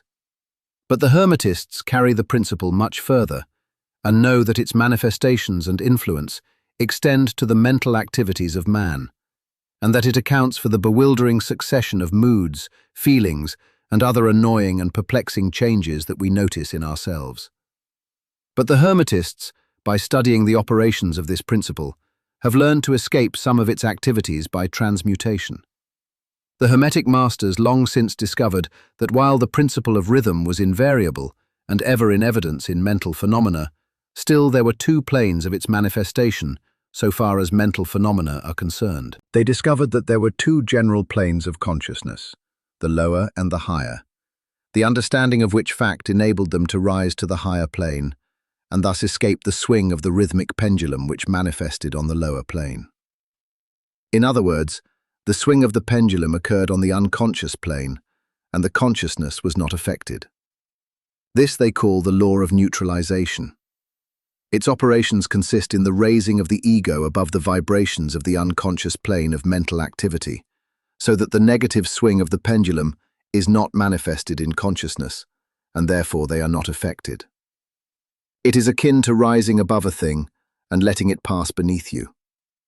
The Hermetic master, or advanced student, polarizes himself at the desired pole, and by a process akin to refusing to participate in the backward swing or, if you prefer, a denial of its influence over him, he stands firm in his polarized position and allows the mental pendulum to swing back along the unconscious plane. All individuals who have attained any degree of self-mastery accomplish this, more or less unknowingly, and by refusing to allow their moods and negative mental states to affect them, they apply the law of neutralization. The master, however, carries this to a much higher degree of proficiency, and by the use of his will, he attains a degree of poise and mental firmness almost impossible of belief on the part of those who allow themselves to be swung backward and forward by the mental pendulum of moods and feelings. The importance of this will be appreciated by any thinking person who realizes what creatures of moods, feelings, and emotion the majority of people are, and how little mastery of themselves they manifest. If you will stop and consider a moment, you will realize how much these swings of rhythm have affected you in your life, how a period of enthusiasm has been invariably followed by an opposite feeling and mood of depression. Likewise, your moods and periods of courage have been succeeded by equal moods of fear. And so it has ever been with the majority of persons.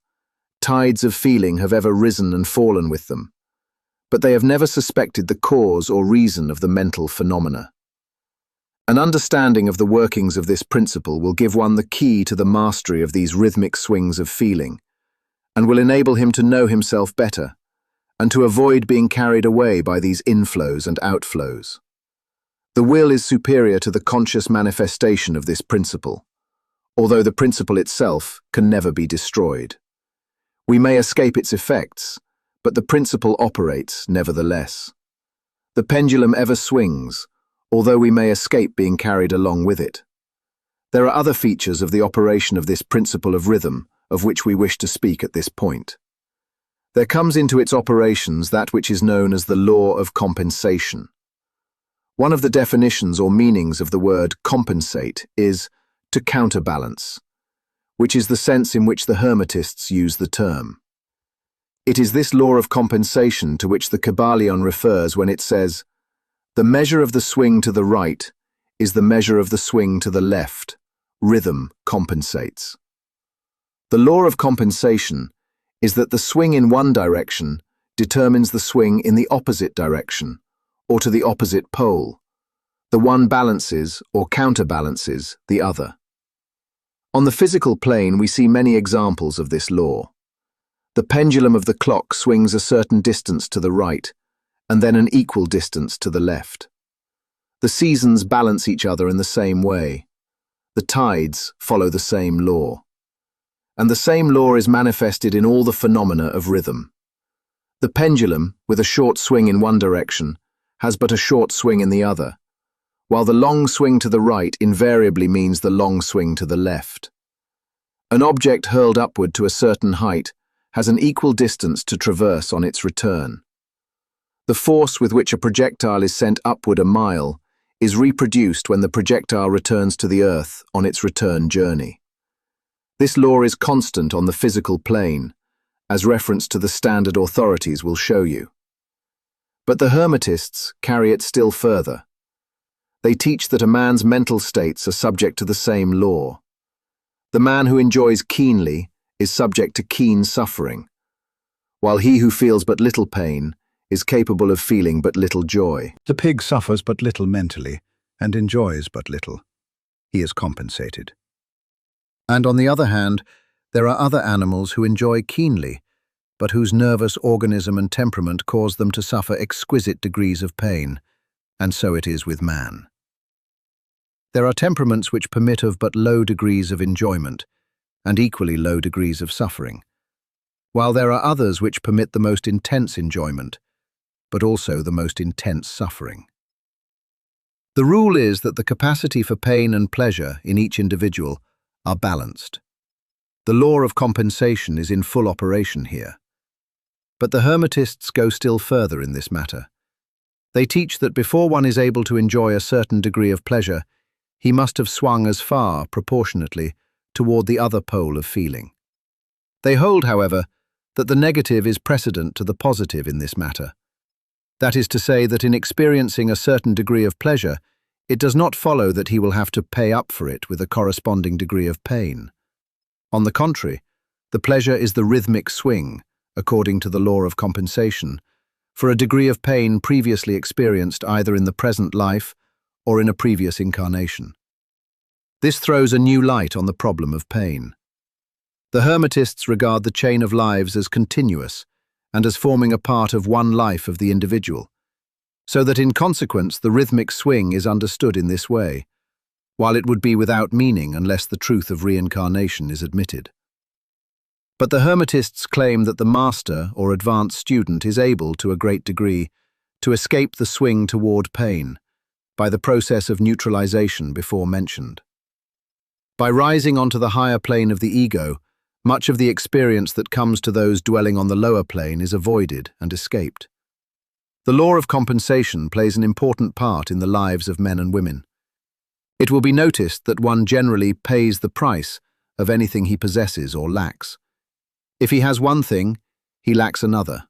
The balance is struck. No one can keep his penny and have the bit of cake at the same time. Everything has its pleasant and unpleasant sides. The things that one gains are always paid for by the things that one loses. The rich possess much that the poor lack, while the poor often possess things that are beyond the reach of the rich. The millionaire may have the inclination toward feasting, and the wealth wherewith to secure all the dainties and luxuries of the table, while he lacks the appetite to enjoy the same. He envies the appetite and digestion of the laborer, who lacks the wealth and inclinations of the millionaire, and who gets more pleasure from his plain food than the millionaire could obtain, even if his appetite were not jaded, nor his digestion ruined, for the wants, habits, and inclinations differ. And so it is through life.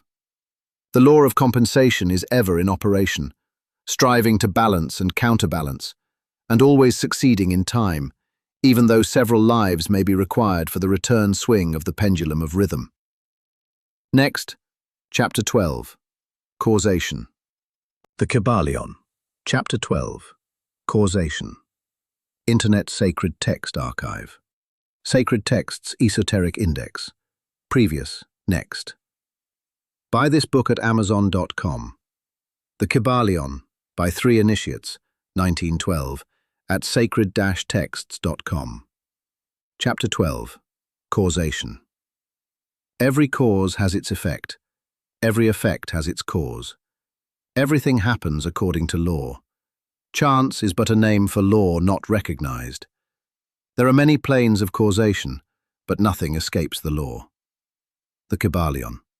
The great sixth Hermetic principle, the principle of cause and effect, embodies the truth that law pervades the universe, that nothing happens by chance, that chance is merely a term indicating cause existing, but not recognized or perceived, that phenomena is continuous, without break or exception. The principle of cause and effect underlies all scientific thought, ancient and modern, and was enunciated by the Hermetic teachers in the earliest days. While many and varied disputes between the many schools of thought have since arisen, these disputes have been principally upon the details of the operations of the principle, and still more often upon the meaning of certain words. The underlying principle of cause and effect has been accepted as correct by practically all the thinkers of the world worthy of the name. To think otherwise would be to take the phenomena of the universe from the domain of law and order, and to relegate it to the control of the imaginary something which men have called chance. A little consideration will show anyone that there is in reality no such thing as pure chance. Webster defines the word chance as follows: a supposed agent or mode of activity other than a force, law, or purpose, the operation or activity of such agent, the supposed effect of such an agent, a happening, fortuity, casualty, etc. But a little consideration will show you that there can be no such agent as chance, in the sense of something outside of law, something outside of cause and effect. How could there be a something acting in the phenomenal universe, independent of the laws, order, and continuity of the latter?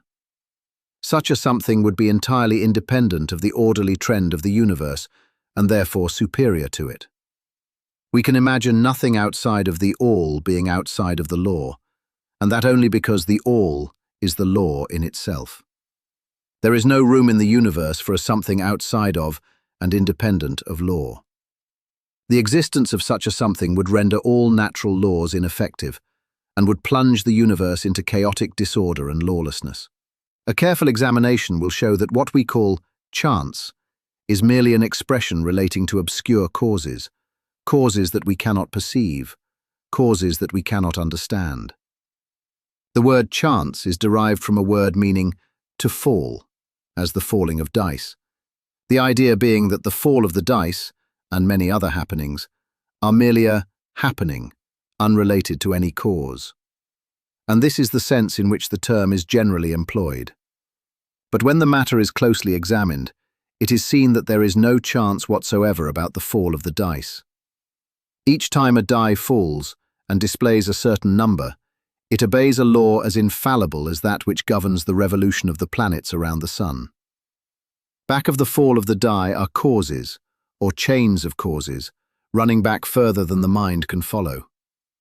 The position of the die in the box, the amount of muscular energy expended in the throw, the condition of the table, etc., etc., all are causes, the effect of which may be seen.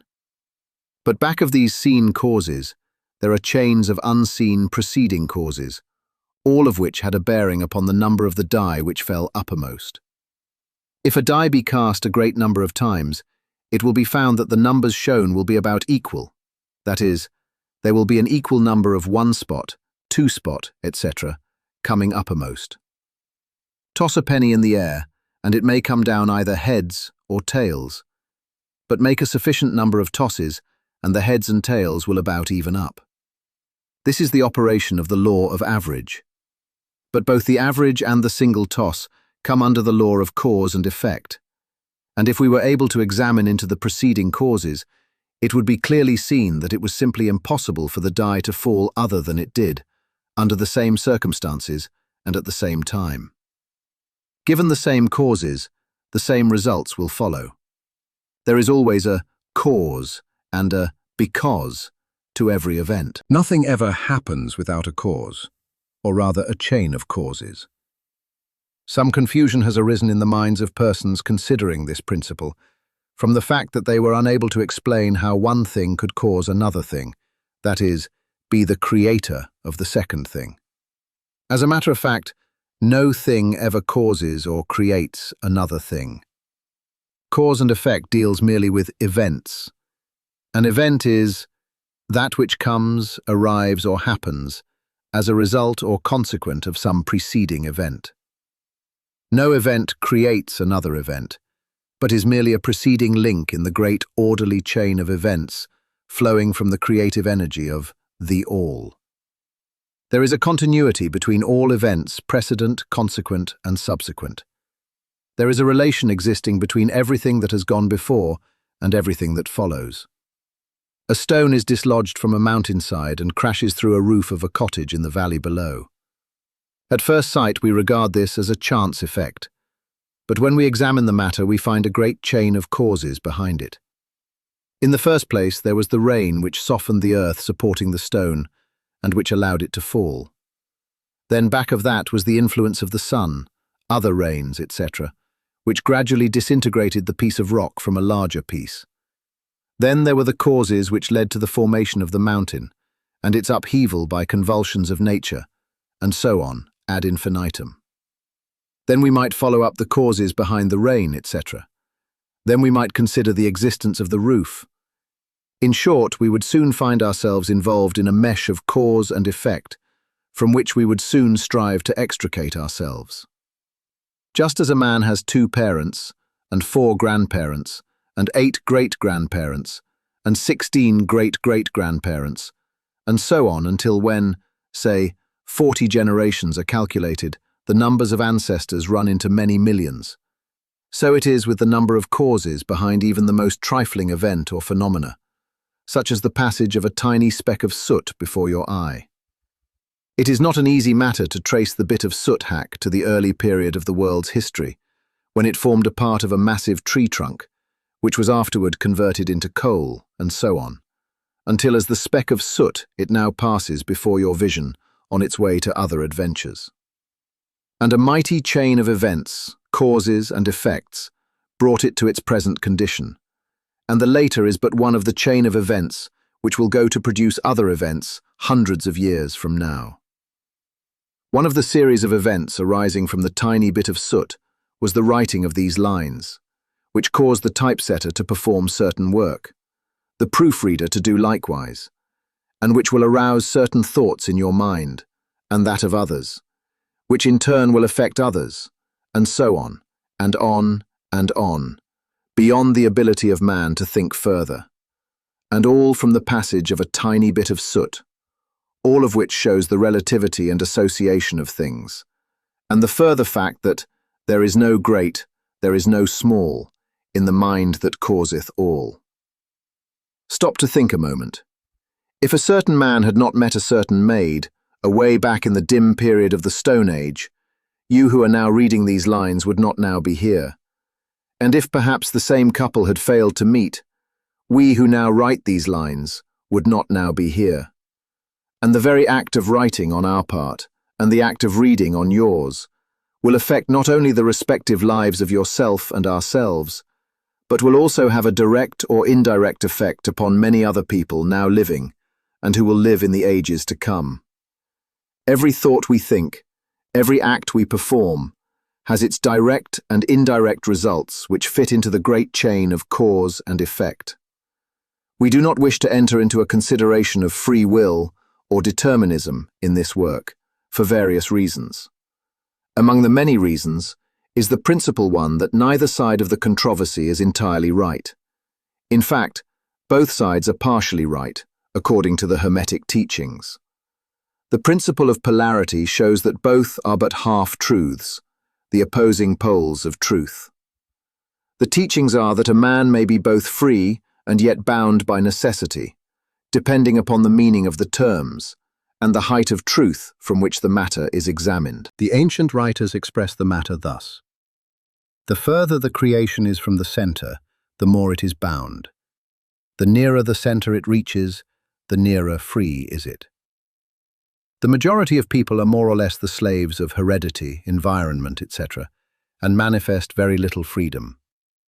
They are swayed by the opinions, customs, and thoughts of the outside world, and also by their emotions, feelings, moods, etc. They manifest no mastery worthy of the name. They indignantly repudiate this assertion, saying, "Why, I certainly am free to act and do as I please. I do just what I want to do." But they fail to explain whence arise the want to and as I please. What makes them want to do one thing in preference to another? What makes them please to do this and not do that? Is there no because to their pleasing and wanting? The master can change these pleases and wants into others at the opposite end of the mental pole. He is able to will, instead of to will because some feeling, mood, emotion, or environmental suggestion arouses a tendency or desire within him so to do. The majority of people are carried along like the falling stone, obedient to environment, outside influences and internal moods, desires, etc., not to speak of the desires and wills of others stronger than themselves, heredity, environment, and suggestion, carrying them along without resistance on their part, or the exercise of the will. Moved like the pawns on the checkerboard of life, they play their parts and are laid aside after the game is over. But the masters, knowing the rules of the game, rise above the plane of material life, and placing themselves in touch with the higher powers of their nature, dominate their own moods, characters, qualities, and polarity, as well as the environment surrounding them, and thus become movers in the game, instead of pawns, causes instead of effects. The masters do not escape the causation of the higher planes, but fall in with the higher laws, and thus master circumstances on the lower plane. They thus form a conscious part of the law, instead of being mere blind instruments. While they serve on the higher planes, they rule on the material plane. But, on higher and on lower, the law is always in operation. There is no such thing as chance. The blind goddess has been abolished by reason. We are able to see now, with eyes made clear by knowledge, that everything is governed by universal law, that the infinite number of laws are but manifestations of the one great law, the law which is the all. It is true indeed that not a sparrow drops unnoticed by the mind of the all, that even the hairs on our head are numbered, as the scriptures have said. There is nothing outside of law, nothing that happens contrary to it. And yet, do not make the mistake of supposing that man is but a blind automaton, far from that. The Hermetic teachings are that man may use law to overcome laws, and that the higher will always prevail against the lower, until at last he has reached the stage in which he seeks refuge in the law itself, and laughs the phenomenal laws to scorn. Are you able to grasp the inner meaning of this? Next, Chapter 13, Gender. The Kybalion, Chapter 13. Gender. Internet Sacred Text Archive. Sacred Texts, Esoteric Index. Previous. Next. Buy this book at Amazon.com. The Kybalion, by 3 Initiates, 1912, at sacred-texts.com. Chapter 13. Gender. Gender is in everything. Everything has its masculine and feminine principles. Gender manifests on all planes. The Kybalion. The great 7th Hermetic principle, the principle of gender, embodies the truth that there is gender manifested in everything, that the masculine and feminine principles are ever present and active in all phases of phenomena, on each and every plane of life. At this point, we think it well to call your attention to the fact that gender, in its Hermetic sense, and sex in the ordinarily accepted use of the term, are not the same. The word gender is derived from the Latin root meaning to beget, to procreate, to generate, to create, to produce. A moment's consideration will show you that the word has a much broader and more general meaning than the term sex, the latter referring to the physical distinctions between male and female living things. Sex is merely a manifestation of gender on a certain plane of the great physical plane, the plane of organic life. We wish to impress this distinction upon your minds, for the reason that certain writers, who have acquired a smattering of the Hermetic philosophy, have sought to identify this 7th Hermetic principle with wild and fanciful, and often reprehensible, theories and teachings regarding sex. The office of gender is solely that of creating, producing, generating, etc., and its manifestations are visible on every plane of phenomena. It is somewhat difficult to produce proofs of this along scientific lines, for the reason that science has not as yet recognized this principle as of universal application. But still some proofs are forthcoming from scientific sources. In the first place, we find a distinct manifestation of the principle of gender among the corpuscles, ions or electrons, which constitute the basis of matter as science now knows the latter, and which by forming certain combinations form the atom, which until lately was regarded as final and indivisible. The latest word of science is that the atom is composed of a multitude of corpuscles, electrons or ions, the various names being applied by different authorities, revolving around each other and vibrating at a high degree and intensity. But the accompanying statement is made that the formation of the atom is really due to the clustering of negative corpuscles around a positive one, the positive corpuscles seeming to exert a certain influence upon the negative corpuscles, causing the latter to assume certain combinations, and thus create or generate an atom.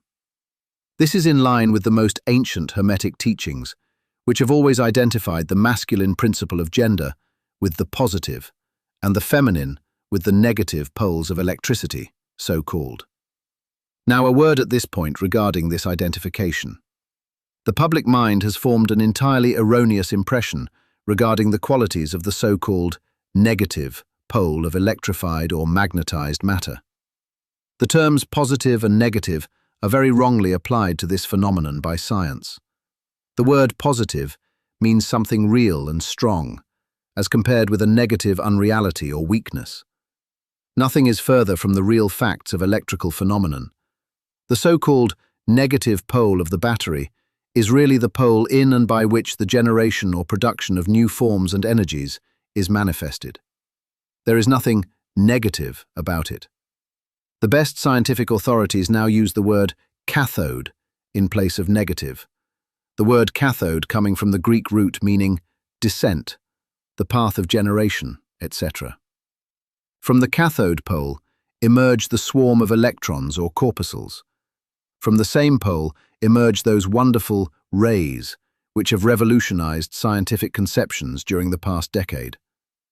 The cathode pole is the mother of all of the strange phenomena which have rendered useless the old textbooks, and which have caused many long-accepted theories to be relegated to the scrap pile of scientific speculation.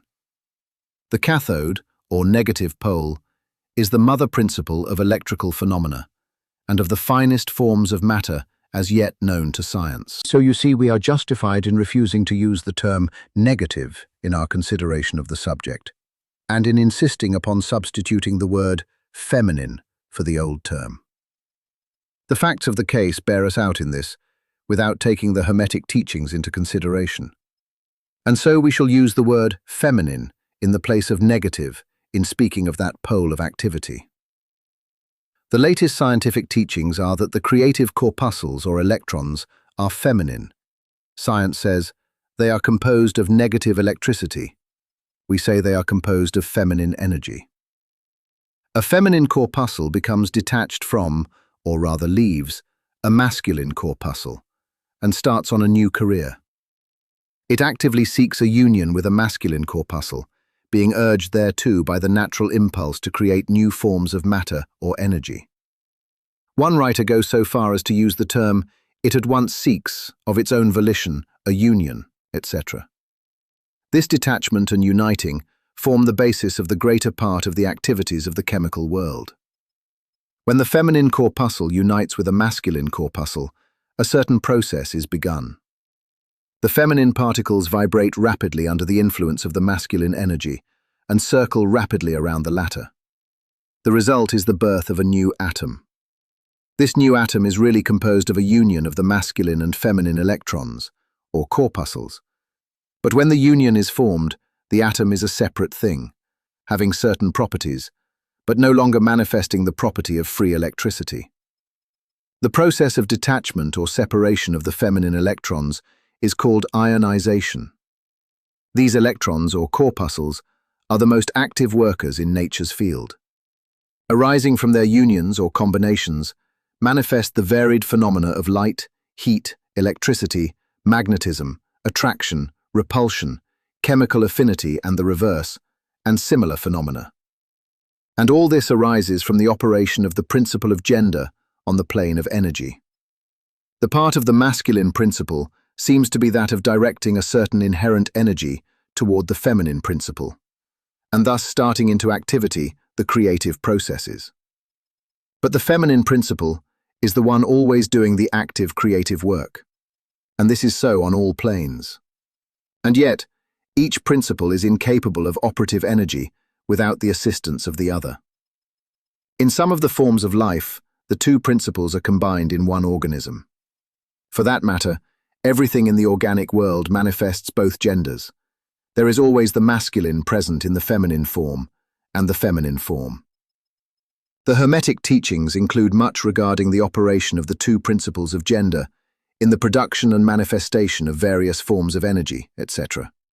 But we do not deem it expedient to go into detail regarding the same at this point, because we are unable to back up the same with scientific proof, for the reason that science has not as yet progressed thus far.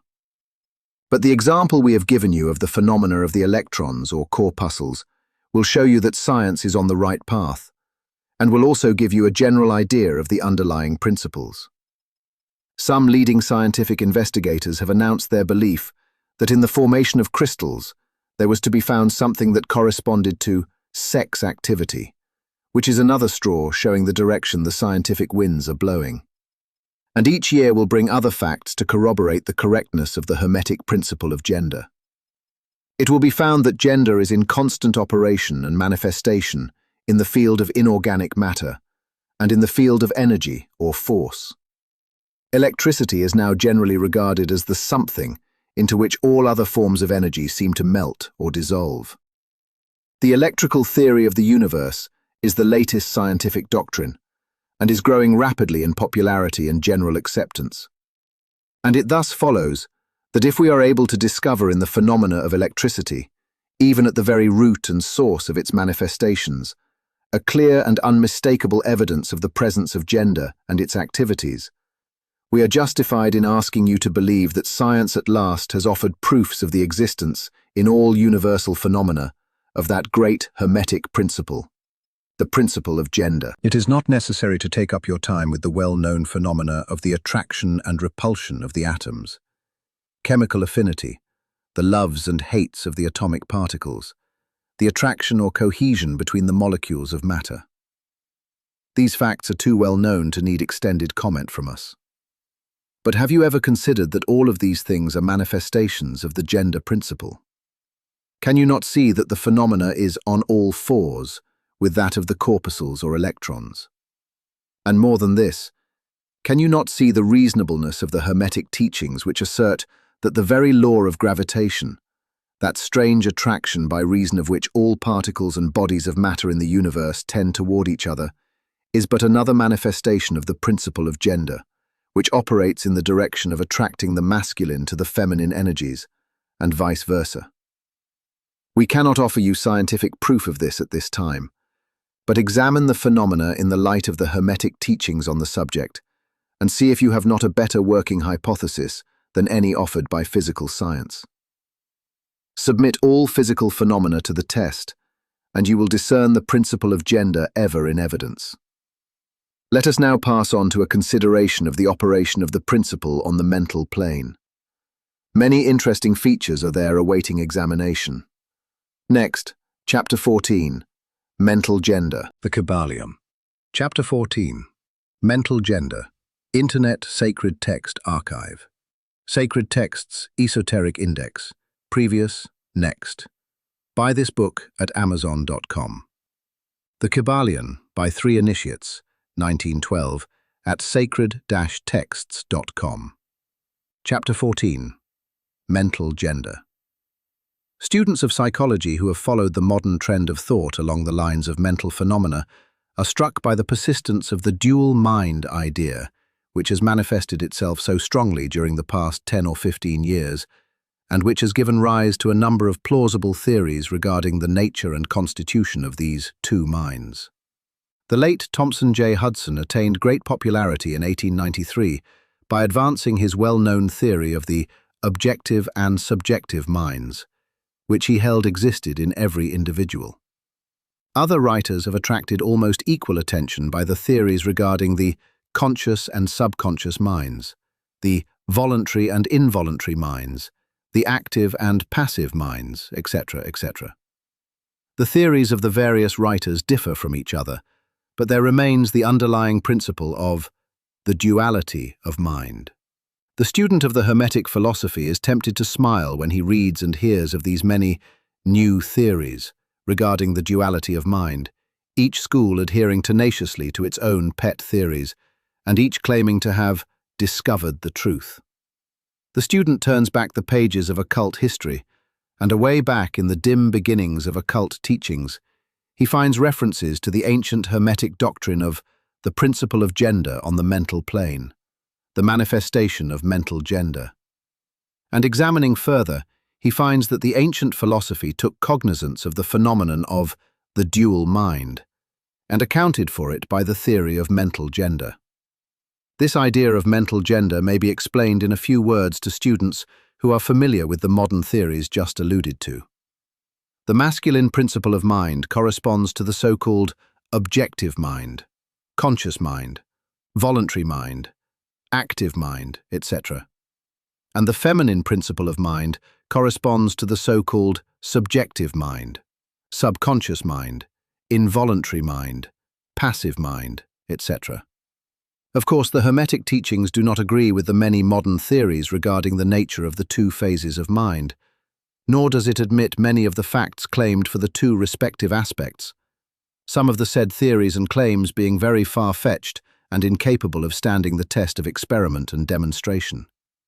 We point to the phases of agreement merely for the purpose of helping the student to assimilate his previously acquired knowledge with the teachings of the Hermetic philosophy.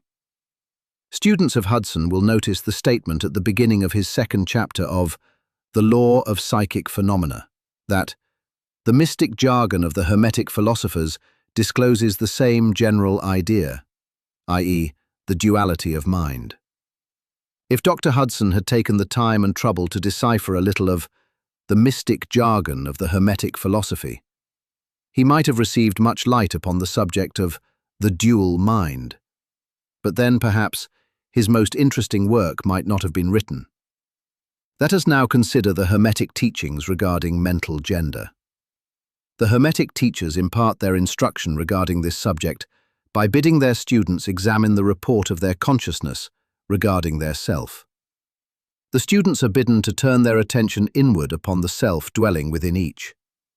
Each student is led to see that his consciousness gives him first a report of the existence of his self. The report is, I am.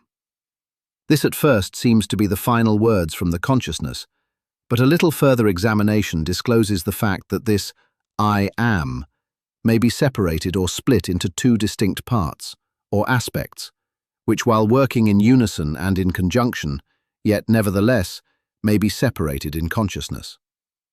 While at first there seems to be only an I existing, a more careful and closer examination reveals the fact that there exists an I and a me.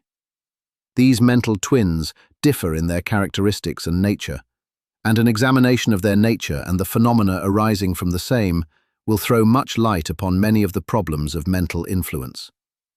Let us begin with a consideration of the me, which is usually mistaken for the I by the student, until he presses the inquiry a little further back into the recesses of consciousness. A man thinks of his self, in its aspect of me, as being composed of certain feelings, tastes, likes, dislikes, habits, peculiar ties, characteristics, etc., all of which go to make up his personality, or the self, known to himself and others. He knows that these emotions and feelings change, are born and die away, are subject to the principle of rhythm and the principle of polarity, which take him from one extreme of feeling to another. He also thinks of the me as being certain knowledge gathered together in his mind, and thus forming a part of himself.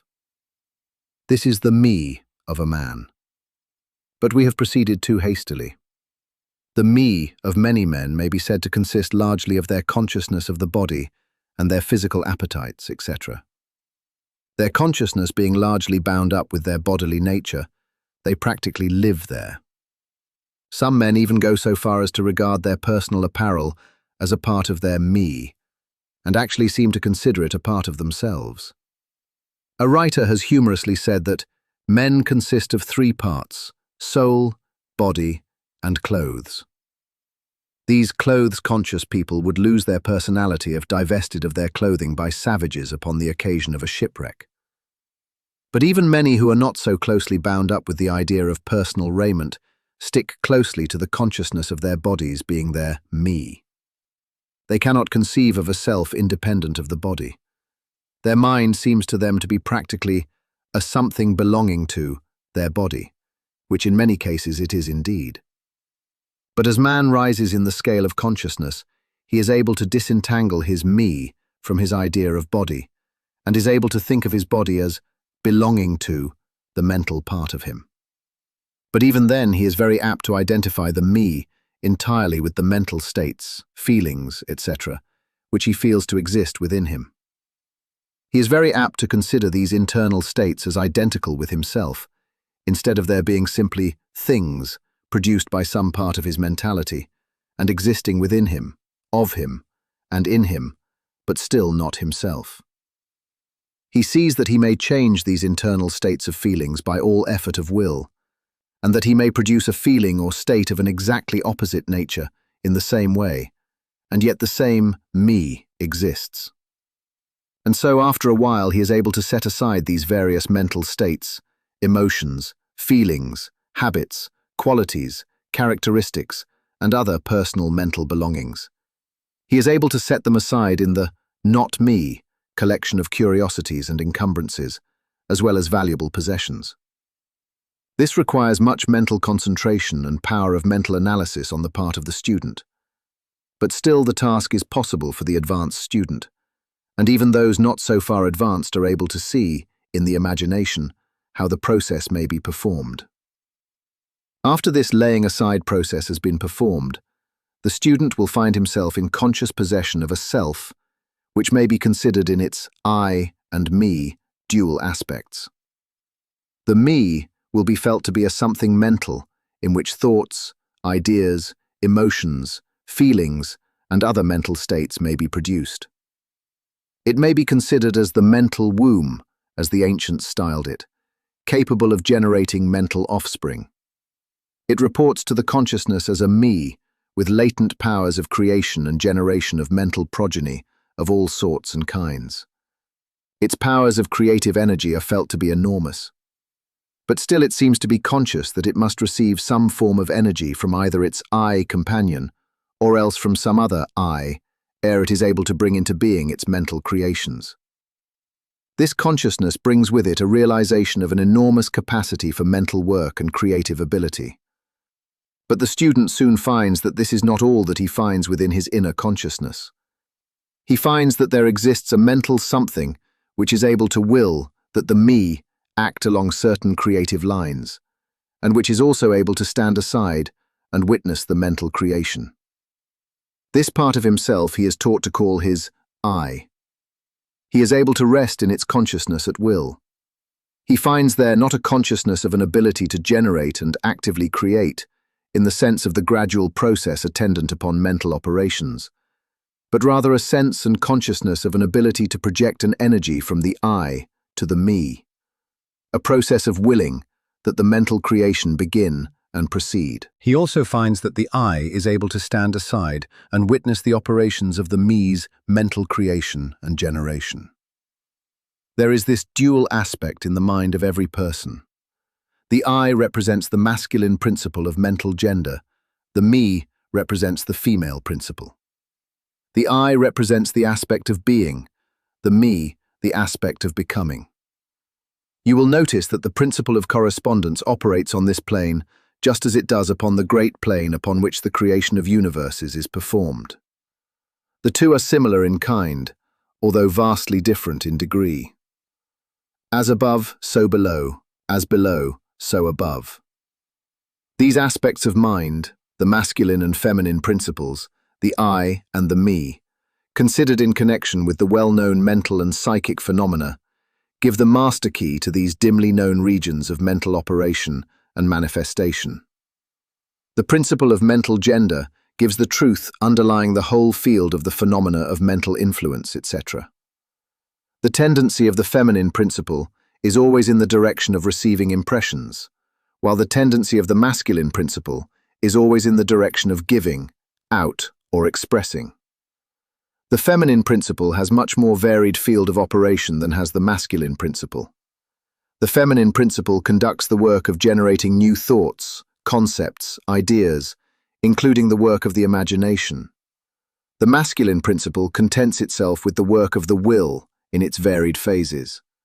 And yet, without the active aid of the will of the masculine principle, the feminine principle is apt to rest content with generating mental images, which are the result of impressions received from outside, instead of producing original mental creations.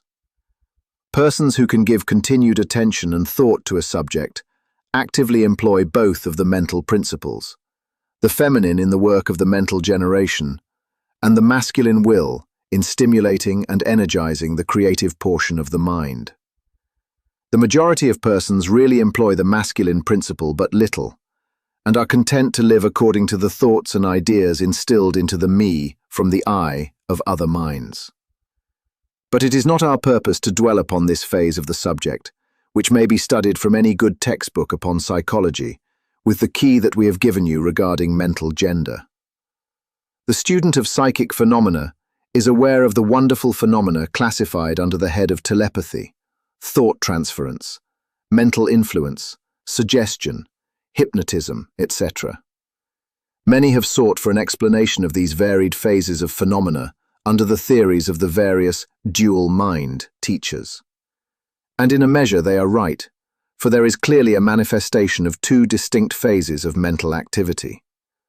But if such students will consider these dual minds in the light of the Hermetic teachings regarding vibrations and mental gender, they will see that the long-sought-for key is at hand.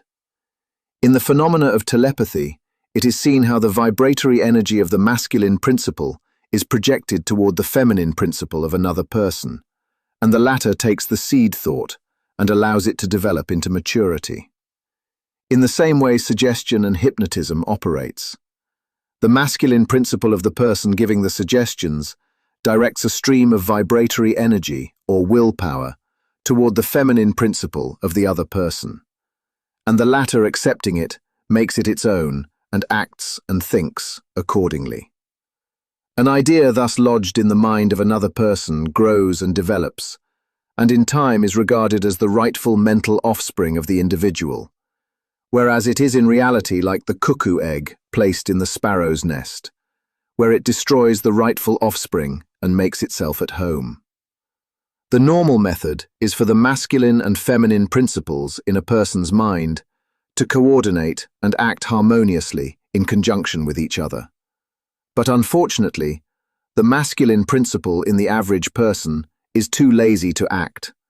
The display of willpower is too slight, and the consequence is that such persons are ruled almost entirely by the minds and wills of other persons, whom they allow to do their thinking and willing for them. How few original thoughts or original actions are performed by the average person? Are not the majority of persons mere shadows and echoes of others, having stronger wills or minds than themselves? The trouble is that the average person dwells almost altogether in his me consciousness and does not realize that he has such a thing as an I. He is polarized in his feminine principle of mind, and the masculine principle, in which is lodged the will, is allowed to remain inactive and not employed. The strong men and women of the world invariably manifest the masculine principle of will, and their strength depends materially upon this fact. Instead of living upon the impressions made upon their minds by others, they dominate their own minds by their will, obtaining the kind of mental images desired, and moreover dominate the minds of others likewise, in the same manner. Look at the strong people, how they manage to implant their seed thoughts in the minds of the masses of the people, thus causing the latter to think thoughts in accordance with the desires and wills of the strong individuals. This is why the masses of people are such sheep-like creatures, never originating an idea of their own, nor using their own powers of mental activity. The manifestation of mental gender may be noticed all around us in everyday life. The magnetic persons are those who are able to use the masculine principle in the way of impressing their ideas upon others. The actor who makes people weep or cry as he wills is employing this principle. And so is the successful orator, statesman, preacher, writer, or other people who are before the public attention. The peculiar influence exerted by some people over others is due to the manifestation of mental gender along the vibrational lines above indicated. In this principle lies the secret of personal magnetism, personal influence, fascination, etc., as well as the phenomena generally grouped under the name of hypnotism. The student who has familiarized himself with the phenomena generally spoken of as psychic will have discovered the important part played in the said phenomena by that force which science has styled suggestion, by which term is meant the process or method whereby an idea is transferred to, or impressed upon, the mind of another, causing the second mind to act in accordance therewith. A correct understanding of suggestion is necessary in order to intelligently comprehend the varied psychical phenomena which suggestion underlies. But, still more is a knowledge of vibration and mental gender necessary for the student of suggestion. For the whole principle of suggestion depends upon the principle of mental gender and vibration. It is customary for the writers and teachers of suggestion to explain that it is the objective or voluntary mind which makes the mental impression or suggestion upon the subjective or involuntary mind. But they do not describe the process or give us any analogy in nature whereby we may more readily comprehend the idea. But if you will think of the matter in the light of the Hermetic teachings, you will be able to see that the energizing of the feminine principle by the vibratory energy of the masculine principle is in accordance to the universal laws of nature, and that the natural world affords countless analogies whereby the principle may be understood. In fact, the Hermetic teachings show that the very creation of the universe follows the same law, and that in all creative manifestations, upon the planes of the spiritual, the mental, and the physical, there is always in operation this principle of gender, this manifestation of the masculine and the feminine principles.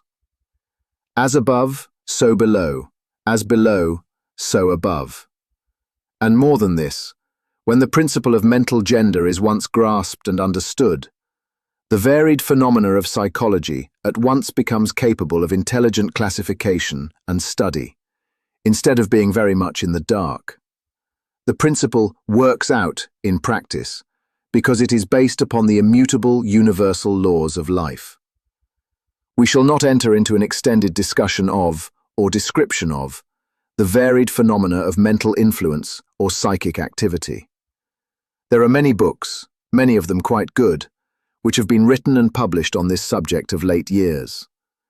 The main facts stated in these various books are correct, although the several writers have attempted to explain the phenomena by various pet theories of their own. The student may acquaint himself with these matters, and by using the theory of mental gender, he will be able to bring order out of the chaos of conflicting theory and teachings, and may, moreover, readily make himself a master of the subject, if he be so inclined. The purpose of this work is not to give an extended account of psychic phenomena, but rather to give to the student a master key whereby he may unlock the many doors leading into the parts of the temple of knowledge which he may wish to explore. We feel that in this consideration of the teachings of the Kybalion, one may find an explanation which will serve to clear away many perplexing difficulties, a key that will unlock many doors. What is the use of going into detail regarding all of the many features of psychic phenomena and mental science, provided we place in the hands of the student the means whereby he may acquaint himself fully regarding any phase of the subject which may interest him? With the aid of the Kybalion, one may go through any occult library anew, the old light from Egypt illuminating many dark pages and obscure subjects. That is the purpose of this book. We do not come expounding a new philosophy, but rather furnishing the outlines of a great world-old teaching, which will make clear the teachings of others, which will serve as a great reconciler of differing theories and opposing doctrines. Next, Chapter 15, Hermetic Axioms. Chapter 15, Hermetic Axioms. The possession of knowledge, unless accompanied by a manifestation and expression in action, is like the hoarding of precious metals, a vain and foolish thing. Knowledge, like wealth, is intended for use. The law of use is universal, and he who violates it suffers by reason of his conflict with natural forces. The Kybalion. The Hermetic teachings, while always having been kept securely locked up in the minds of the fortunate possessors thereof, for reasons which we have already stated, were never intended to be merely stored away and secreted. The law of use is dwelt upon in the teachings, as you may see by reference to the above quotation from the Kybalion, which states it forcibly. Knowledge without use and expression is a vain thing, bringing no good to its possessor or to the race. Beware of mental miserliness, and express into action that which you have learned. Study the axioms and aphorisms, but practice them also. We give below some of the more important Hermetic axioms from the Kybalion, with a few comments added to each. Make these your own, and practice and use them, for they are not really your own until you have used them. To change your mood or mental state, change your vibration. The Kybalion. One may change his mental vibrations by an effort of will, in the direction of deliberately fixing the attention upon a more desirable state. Will directs the attention, and attention changes the vibration. Cultivate the art of attention by means of the will, and you have solved the secret of the mastery of moods and mental states. To destroy an undesirable rate of mental vibration, put into operation the principle of polarity and concentrate upon the opposite pole to that which you desire to suppress. Kill out the undesirable by changing its polarity, the Kybalion. This is one of the most important of the Hermetic formulas. It is based upon true scientific principles. We have shown you that a mental state and its opposite were merely the two poles of one thing, and that by mental transmutation, the polarity might be reversed. This principle is known to modern psychologists, who apply it to the breaking up of undesirable habits by bidding their students concentrate upon the opposite quality. If you are possessed of fear, do not waste time trying to kill out fear, but instead cultivate the quality of courage, and the fear will disappear. Some writers have expressed this idea most forcibly by using the illustration of the dark room. You do not have to shovel out or sweep out the darkness, but by merely opening the shutters and letting in the light, the darkness has disappeared. To kill out a negative quality, concentrate upon the positive pole of that same quality, and the vibrations will gradually change from negative to positive, until finally you will become polarized on the positive pole instead of the negative. The reverse is also true, as many have found out to their sorrow, when they have allowed themselves to vibrate too constantly on the negative pole of things. By changing your polarity, you may master your moods, change your mental states, remake your disposition, and build up character. Much of the mental mastery of the advanced Hermetics is due to this application of polarity, which is one of the important aspects of mental transmutation. Remember the Hermetic axiom, quoted previously, which says, "Mind, as well as metals and elements, may be transmuted from state to state, degree to degree, condition to condition, pole to pole, vibration to vibration." The Kybalion. The mastery of polarization is the mastery of the fundamental principles of mental transmutation, or mental alchemy. For unless one acquires the art of changing his own polarity, he will be unable to affect his environment. An understanding of this principle will enable one to change his own polarity, as well as that of others, if he will but devote the time, care, study, and practice necessary to master the art. The principle is true, but the results obtained depend upon the persistent patience and practice of the student. Rhythm may be neutralized by an application of the art of polarization, the Kybalion. As we have explained in previous chapters, the Hermetists hold that the principle of rhythm manifests on the mental plane as well as on the physical plane, and that the bewildering succession of moods, feelings, emotions, and other mental states are due to the backward and forward swing of the mental pendulum, which carries us from one extreme of feeling to the other. The Hermetists also teach that the law of neutralization enables one, to a great extent, to overcome the operation of rhythm in consciousness. As we have explained, there is a higher plane of consciousness, as well as the ordinary lower plane, and the master, by rising mentally to the higher plane, causes the swing of the mental pendulum to manifest on the lower plane, and he, dwelling on his higher plane, escapes the consciousness of the swing backward. This is effected by polarizing on the higher self, and thus raising the mental vibrations of the ego above those of the ordinary plane of consciousness. It is akin to rising above a thing and allowing it to pass beneath you. The advanced Hermetist polarizes himself at the positive pole of his being, the I am pole, rather than the pole of personality, and by refusing and denying the operation of rhythm, raises himself above its plane of consciousness, and standing firm in his statement of being, he allows the pendulum to swing back on the lower plane without changing his polarity. This is accomplished by all individuals who have attained any degree of self-mastery, whether they understand the law or not. Such persons simply refuse to allow themselves to be swung back by the pendulum of mood and emotion, and by steadfastly affirming the superiority, they remain polarized on the positive pole. The master, of course, attains a far greater degree of proficiency, because he understands the law which he is overcoming by a higher law, and by the use of his will, he attains a degree of poise and mental steadfastness, almost impossible of belief on the part of those who allow themselves to be swung backward and forward by the mental pendulum of moods and feelings. Remember always, however, that you do not really destroy the principle of rhythm, for that is indestructible. You simply overcome one law by counterbalancing it with another, and thus maintain an equilibrium. The laws of balance and counterbalance are in operation on the mental as well as on the physical planes, and an understanding of these laws enables one to seem to overthrow laws, whereas he is merely exerting a counterbalance.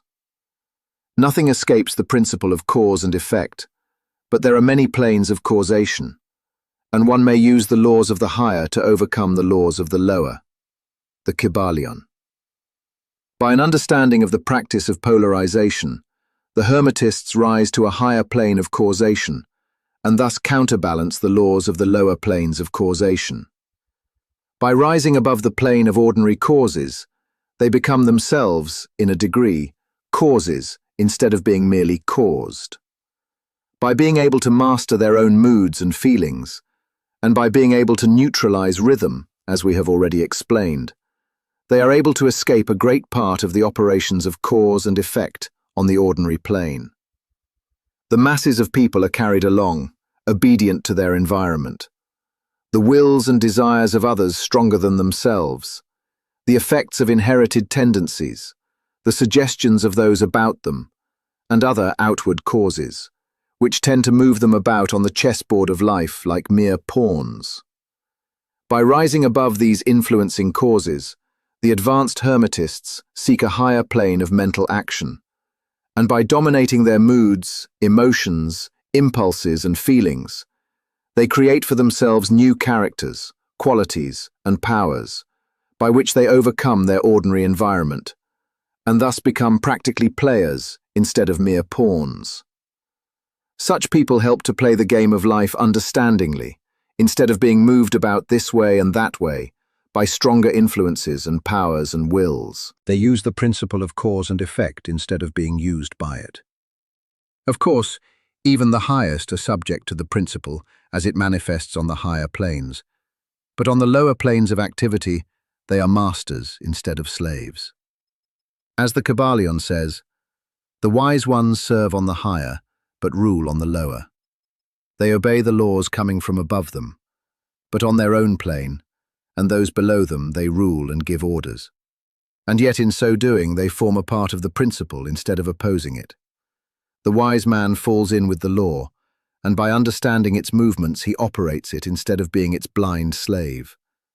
Just as does the skilled swimmer turn this way and that way, going and coming as he will, instead of being as the log which is carried here and there.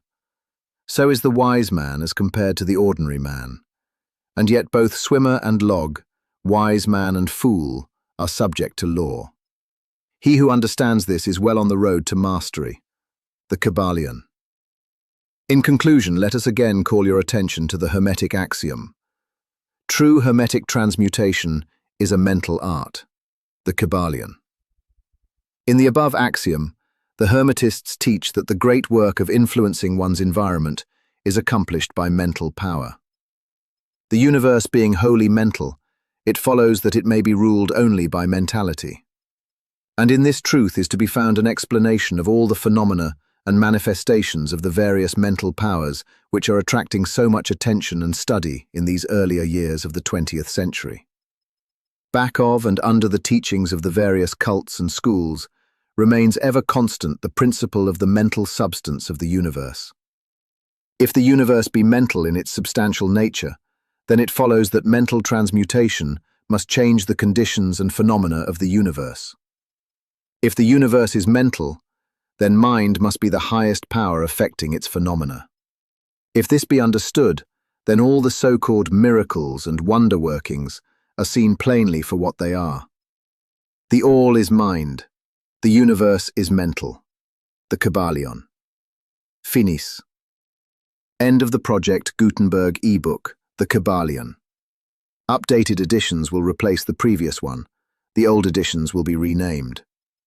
Creating the works from print editions not protected by US copyright law means that no one owns a United States copyright in these works, so the Foundation, and you, can copy and distribute it in the United States without permission and without paying copyright royalties.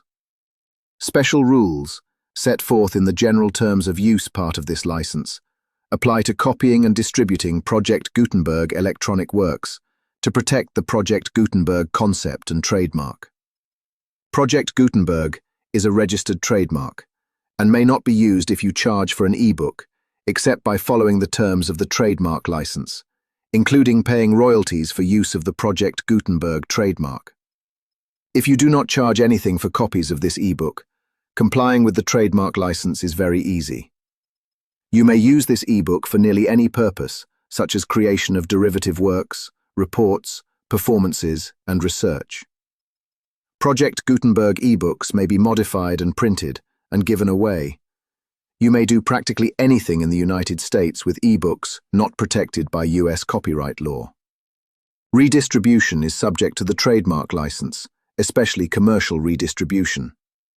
Start. Full license. The full Project Gutenberg license. Please read this before you distribute or use this work. To protect the Project Gutenberg mission of promoting the free distribution of electronic works, by using or distributing this work, or any other work associated in any way with the phrase Project Gutenberg, you agree to comply with all the terms of the full Project Gutenberg license, available with this file or online at www.gutenberg.org/license. Section 1. General Terms of Use and Redistributing Project Gutenberg Electronic Works. 1. A. By reading or using any part of this Project Gutenberg electronic work, you indicate that you have read, understand, agree to, and accept all the terms of this license and intellectual property, trademark, copyright, agreement.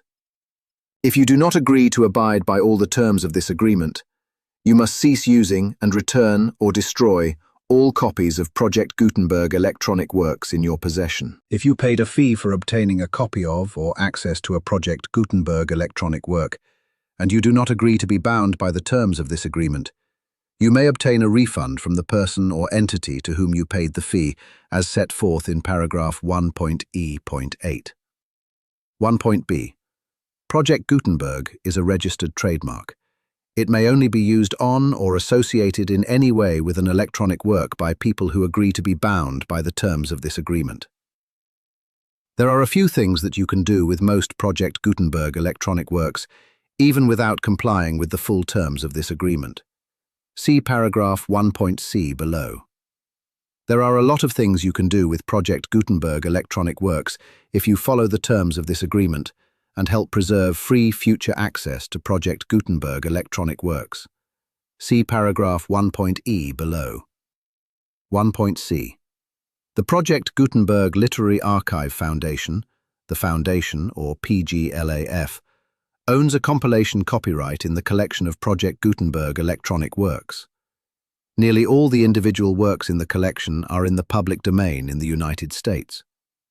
If an individual work is unprotected by copyright law in the United States and you are located in the United States, we do not claim a right to prevent you from copying, distributing, performing, displaying, or creating derivative works based on the work, as long as all references to Project Gutenberg are removed. Of course, we hope that you will support the Project Gutenberg mission of promoting free access to electronic works by freely sharing Project Gutenberg works in compliance with the terms of this agreement, for keeping the Project Gutenberg name associated with the work.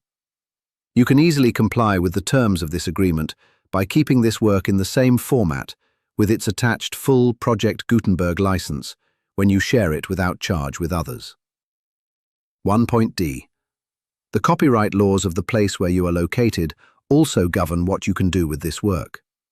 Copyright laws in most countries are in a constant state of change. If you are outside the United States, check the laws of your country in addition to the terms of this agreement before downloading, copying, displaying, performing, distributing, or creating derivative works based on this work, or any other Project Gutenberg work. The Foundation makes no representations concerning the copyright status of any work in any country other than the United States. 1.E. Unless you have removed all references to Project Gutenberg, 1.E.1. The following sentence with active links to or other immediate access to the full Project Gutenberg license must appear prominently whenever any copy of a Project Gutenberg work, any work on which the phrase Project Gutenberg appears, or with which the phrase Project Gutenberg is associated, is accessed, displayed, performed, viewed, copied, or distributed. This e-book is for the use of anyone anywhere in the United States and most other parts of the world, at no cost and with almost no restrictions whatsoever. You may copy it, give it away, or reuse it under the terms of the Project Gutenberg license included with this e-book or online at www.gutenberg.org. If you are not located in the United States, you will have to check the laws of the country where you are located before using this e-book. 1.E.2. If an individual Project Gutenberg electronic work is derived from texts not protected by US copyright law, does not contain a notice indicating that it is posted with permission of the copyright holder, the work can be copied and distributed to anyone in the United States without paying any fees or charges.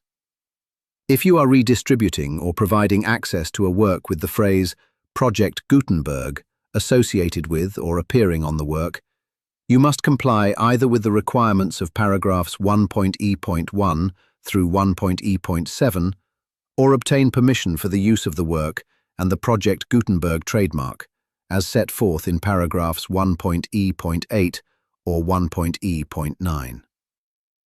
1.E.3. If an individual Project Gutenberg electronic work is posted with the permission of the copyright holder, your use and distribution must comply with both paragraphs 1.E.1 through 1.E.7 and any additional terms imposed by the copyright holder. Additional terms will be linked to the Project Gutenberg license for all works posted with the permission of the copyright holder found at the beginning of this work. 1.E.4. Do not unlink or detach or remove the full Project Gutenberg license terms from this work, or any files containing a part of this work or any other work associated with Project Gutenberg. 1.E.5. Do not copy, display, perform, distribute, or redistribute this electronic work, or any part of this electronic work, without prominently displaying the sentence set forth in paragraph 1.E.1, with active links or immediate access to the full terms of the Project Gutenberg license. 1.E.6. You may convert to and distribute this work in any binary, compressed, marked up, non-proprietary or proprietary form, including any word processing or hypertext form. However, if you provide access to or distribute copies of a Project Gutenberg work in a format other than plain vanilla ASCII, or other format used in the official version posted on the official Project Gutenberg website, www.gutenberg.org, you must, at no additional cost, fee, or expense to the user, provide a copy, a means of exporting a copy, or a means of obtaining a copy upon request, of the work in its original plain vanilla ASCII or other form.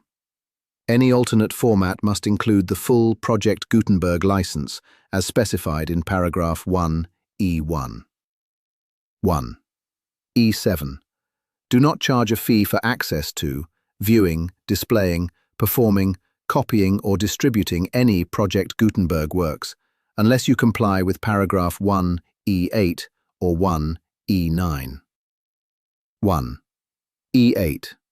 You may charge a reasonable fee for copies of or providing access to or distributing Project Gutenberg electronic works, provided that you pay a royalty fee of 20% of the gross profits you derive from the use of Project Gutenberg works, calculated using the method you already use to calculate your applicable taxes. The fee is owed to the owner of the Project Gutenberg trademark, but he has agreed to donate royalties under this paragraph to the Project Gutenberg Literary Archive Foundation. Royalty payments must be paid within 60 days following each date on which you prepare, or are legally required to prepare, your periodic tax returns. Royalty payments should be clearly marked as such and sent to the Project Gutenberg Literary Archive Foundation at the address specified in Section 4. Information about donations to the Project Gutenberg Literary Archive Foundation. You provide a full refund of any money paid by a user who notifies you in writing or by email within 30 days of receipt that Ch.I does not agree to the terms of the full Project Gutenberg license. You must require such a user to return or destroy all copies of the works possessed in a physical medium and discontinue all use of and all access to other copies of Project Gutenberg works. You provide, in accordance with paragraph 1, F.III, a full refund of any money paid for a work or a replacement copy if a defect in the electronic work is discovered and reported to you within 90 days of receipt of the work. You comply with all other terms of this agreement for free distribution of Project Gutenberg works. 1. E9. If you wish to charge a fee or distribute a Project Gutenberg electronic work or group of works on different terms than are set forth in this agreement, you must obtain permission in writing from the Project Gutenberg Literary Archive Foundation, the manager of the Project Gutenberg trademark. Contact the Foundation as set forth in Section 3 below. 1. F. 1. F1. Project Gutenberg volunteers and employees expend considerable effort to identify, do copyright research on, transcribe, and proofread works not protected by U.S. copyright law in creating the Project Gutenberg collection. Despite these efforts, Project Gutenberg electronic works and the medium on which they may be stored may contain defects, such as, but not limited to, incomplete, inaccurate, or corrupt data, transcription errors, a copyright or other intellectual property infringement, a defective or damaged disk or other medium, a computer virus, or computer codes that damage or cannot be read by your equipment. 1. F.2. Limited warranty. Disclaimer of disclaimer. Except for the right of replacement or refund described in paragraph 1, F.3, the Project Gutenberg Literary Archive Foundation, the owner of the Project Gutenberg trademark, and any other party distributing a Project Gutenberg electronic work under this agreement, disclaim all liability to you for damages, costs, and expenses, including legal fees. You agree that you have no remedies for strict warranty, strict liability, breach of warranty, or breach of contract, except those provided in paragraph 1.f.3.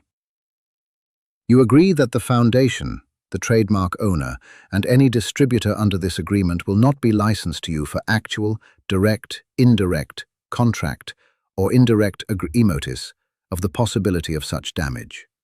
1.f.3 Limited right of replacement or refund. If you discover a defect in this electronic work within 90 days of receiving it, you can receive a refund of the money, if any, you paid for it by sending a written explanation to the person you received the work from. If you received the work on a physical medium, you must return the medium with your written explanation. The person or entity that provided you with the defective work may elect to provide a replacement copy in lieu of a refund. If you received the work electronically, the person or entity providing it to you may choose to give you a second opportunity to receive the work electronically in lieu of a refund. If the second copy is also defective, you may demand a refund in writing without further opportunities to fix the problem. 1.f.4 Except for the limited right of replacement or refund set forth in paragraph 1.f.3, this work is provided to you as is, with no other warranty of any kind, express or omitted, including but not limited to warranty of warranty or fitness for any purpose. 1.f.5. Some states do not allow disclaimers of certain implied warranties or the exclusion or limitation of certain types of damages. If any disclaimer or limitation set forth in this agreement violates the law of the state applicable to this agreement, the agreement shall be interpreted to make the maximum disclaimer or limitation permitted by the applicable state law. The invalidity or unenforceability of any provision of this agreement shall not void the remaining provisions. 1.f.6 Indemnity. You agree to indemnify and hold the Foundation, the trademark owner, any agent or employee of the Foundation, anyone providing copies of Project Gutenberg electronic works in accordance with this agreement, and any volunteers associated with the production, promotion, and distribution of Project Gutenberg electronic works, harmless from all liability, costs, and expenses, including legal fees, that arise directly or indirectly from any of the following which you do or cause to occur. A. Distribution of this or any Project Gutenberg work. B. Alteration, modification, or additions or deletions to any Project Gutenberg work. And C. Any defect you cause. Section 2. Information about the mission of Project Gutenberg. Project Gutenberg is synonymous with the free distribution of electronic works in formats readable by the widest variety of computers, including obsolete, old, middle-aged, and new computers. It exists because of the efforts of hundreds of volunteers and donations from people in all walks of life.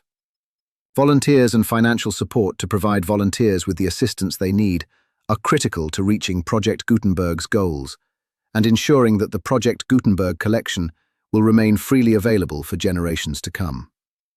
In 2001, the Project Gutenberg Literary Archive Foundation was created to provide a secure and permanent future for Project Gutenberg and future generations. To learn more about the Project Gutenberg Literary Archive Foundation and how your efforts and donations can help, see Sections 3 and 4 and the Foundation information page at www.gutenberg.org. Section 3. Information about the Project Gutenberg Literary Archive Foundation. The Project Gutenberg Literary Archive Foundation is a non-profit 501c3 educational corporation, organized under the laws of the state of Mississippi and granted tax-exempt status by the Internal Revenue Service. The Foundation's EIN, or Federal Tax Identification Number, is 64-622-1541. Contributions to the Project Gutenberg Literary Archive Foundation are tax-deductible to the full extent permitted by U.S. federal laws and your state's laws. The Foundation's business office is located at 41 Watchung Plaza, number 516, Montclair, New Jersey, 07042, USA, +1 862 621 9288. Email. Contact links and up-to-date contact information can be found at the Foundation's website and official page at www.gutenberg.org/contact. Section 4. Information about donations to the Project Gutenberg Literary Archive Foundation. Project Gutenberg depends upon and cannot survive without widespread public support and donations to carry out its mission of increasing the number of public domain and licensed works that can be freely distributed in machine-readable form, accessible by the widest array of equipment, including outdated equipment. Many small donations, $1 to $5,000, are particularly important to maintaining tax-exempt status with the IRS. The Foundation is committed to complying with the laws regulating charities and charitable donations in all 50 states of the United States. Compliance requirements are not uniform, and it takes a considerable effort, much paperwork and many fees to meet and keep up with these requirements. We do not solicit donations in locations where we have not received written confirmation of compliance. To send donations or determine the status of compliance for any particular state, visit www.gutenberg.org/donate. While we cannot and do not solicit contributions from states where we have not met the solicitation requirements, we know of no prohibition against accepting unsolicited donations from donors in such states who approach us with offers to donate. International donations are gratefully accepted, but we cannot make any statements concerning tax treatment of donations received from outside the United States. U.S. laws alone swamp our small staff. Please check the Project Gutenberg web pages for current donation methods and addresses. Donations are accepted in a number of other ways, including checks, online payments, and credit card donations. To donate, please visit www.gutenberg.org /donate. Section 5. General information about Project Gutenberg electronic works. Professor Michael S. Hart was the originator of the Project Gutenberg concept of a library of electronic works that could be freely shared with anyone. For 40 years, he produced and distributed Project Gutenberg ebooks with only a loose network of volunteer support. Project Gutenberg ebooks are often created from several printed editions, all of which are confirmed as not protected by copyright in the US, unless a copyright notice is included. Thus, we do not necessarily keep ebooks in compliance with any particular paper edition. Most people start at our website, which has the main PG search facility, www.gutenberg.org. This website includes information about Project Gutenberg, including how to make donations to the Project Gutenberg Literary Archive Foundation, how to help produce our new ebooks, and how to subscribe to our email newsletter to hear about new ebooks.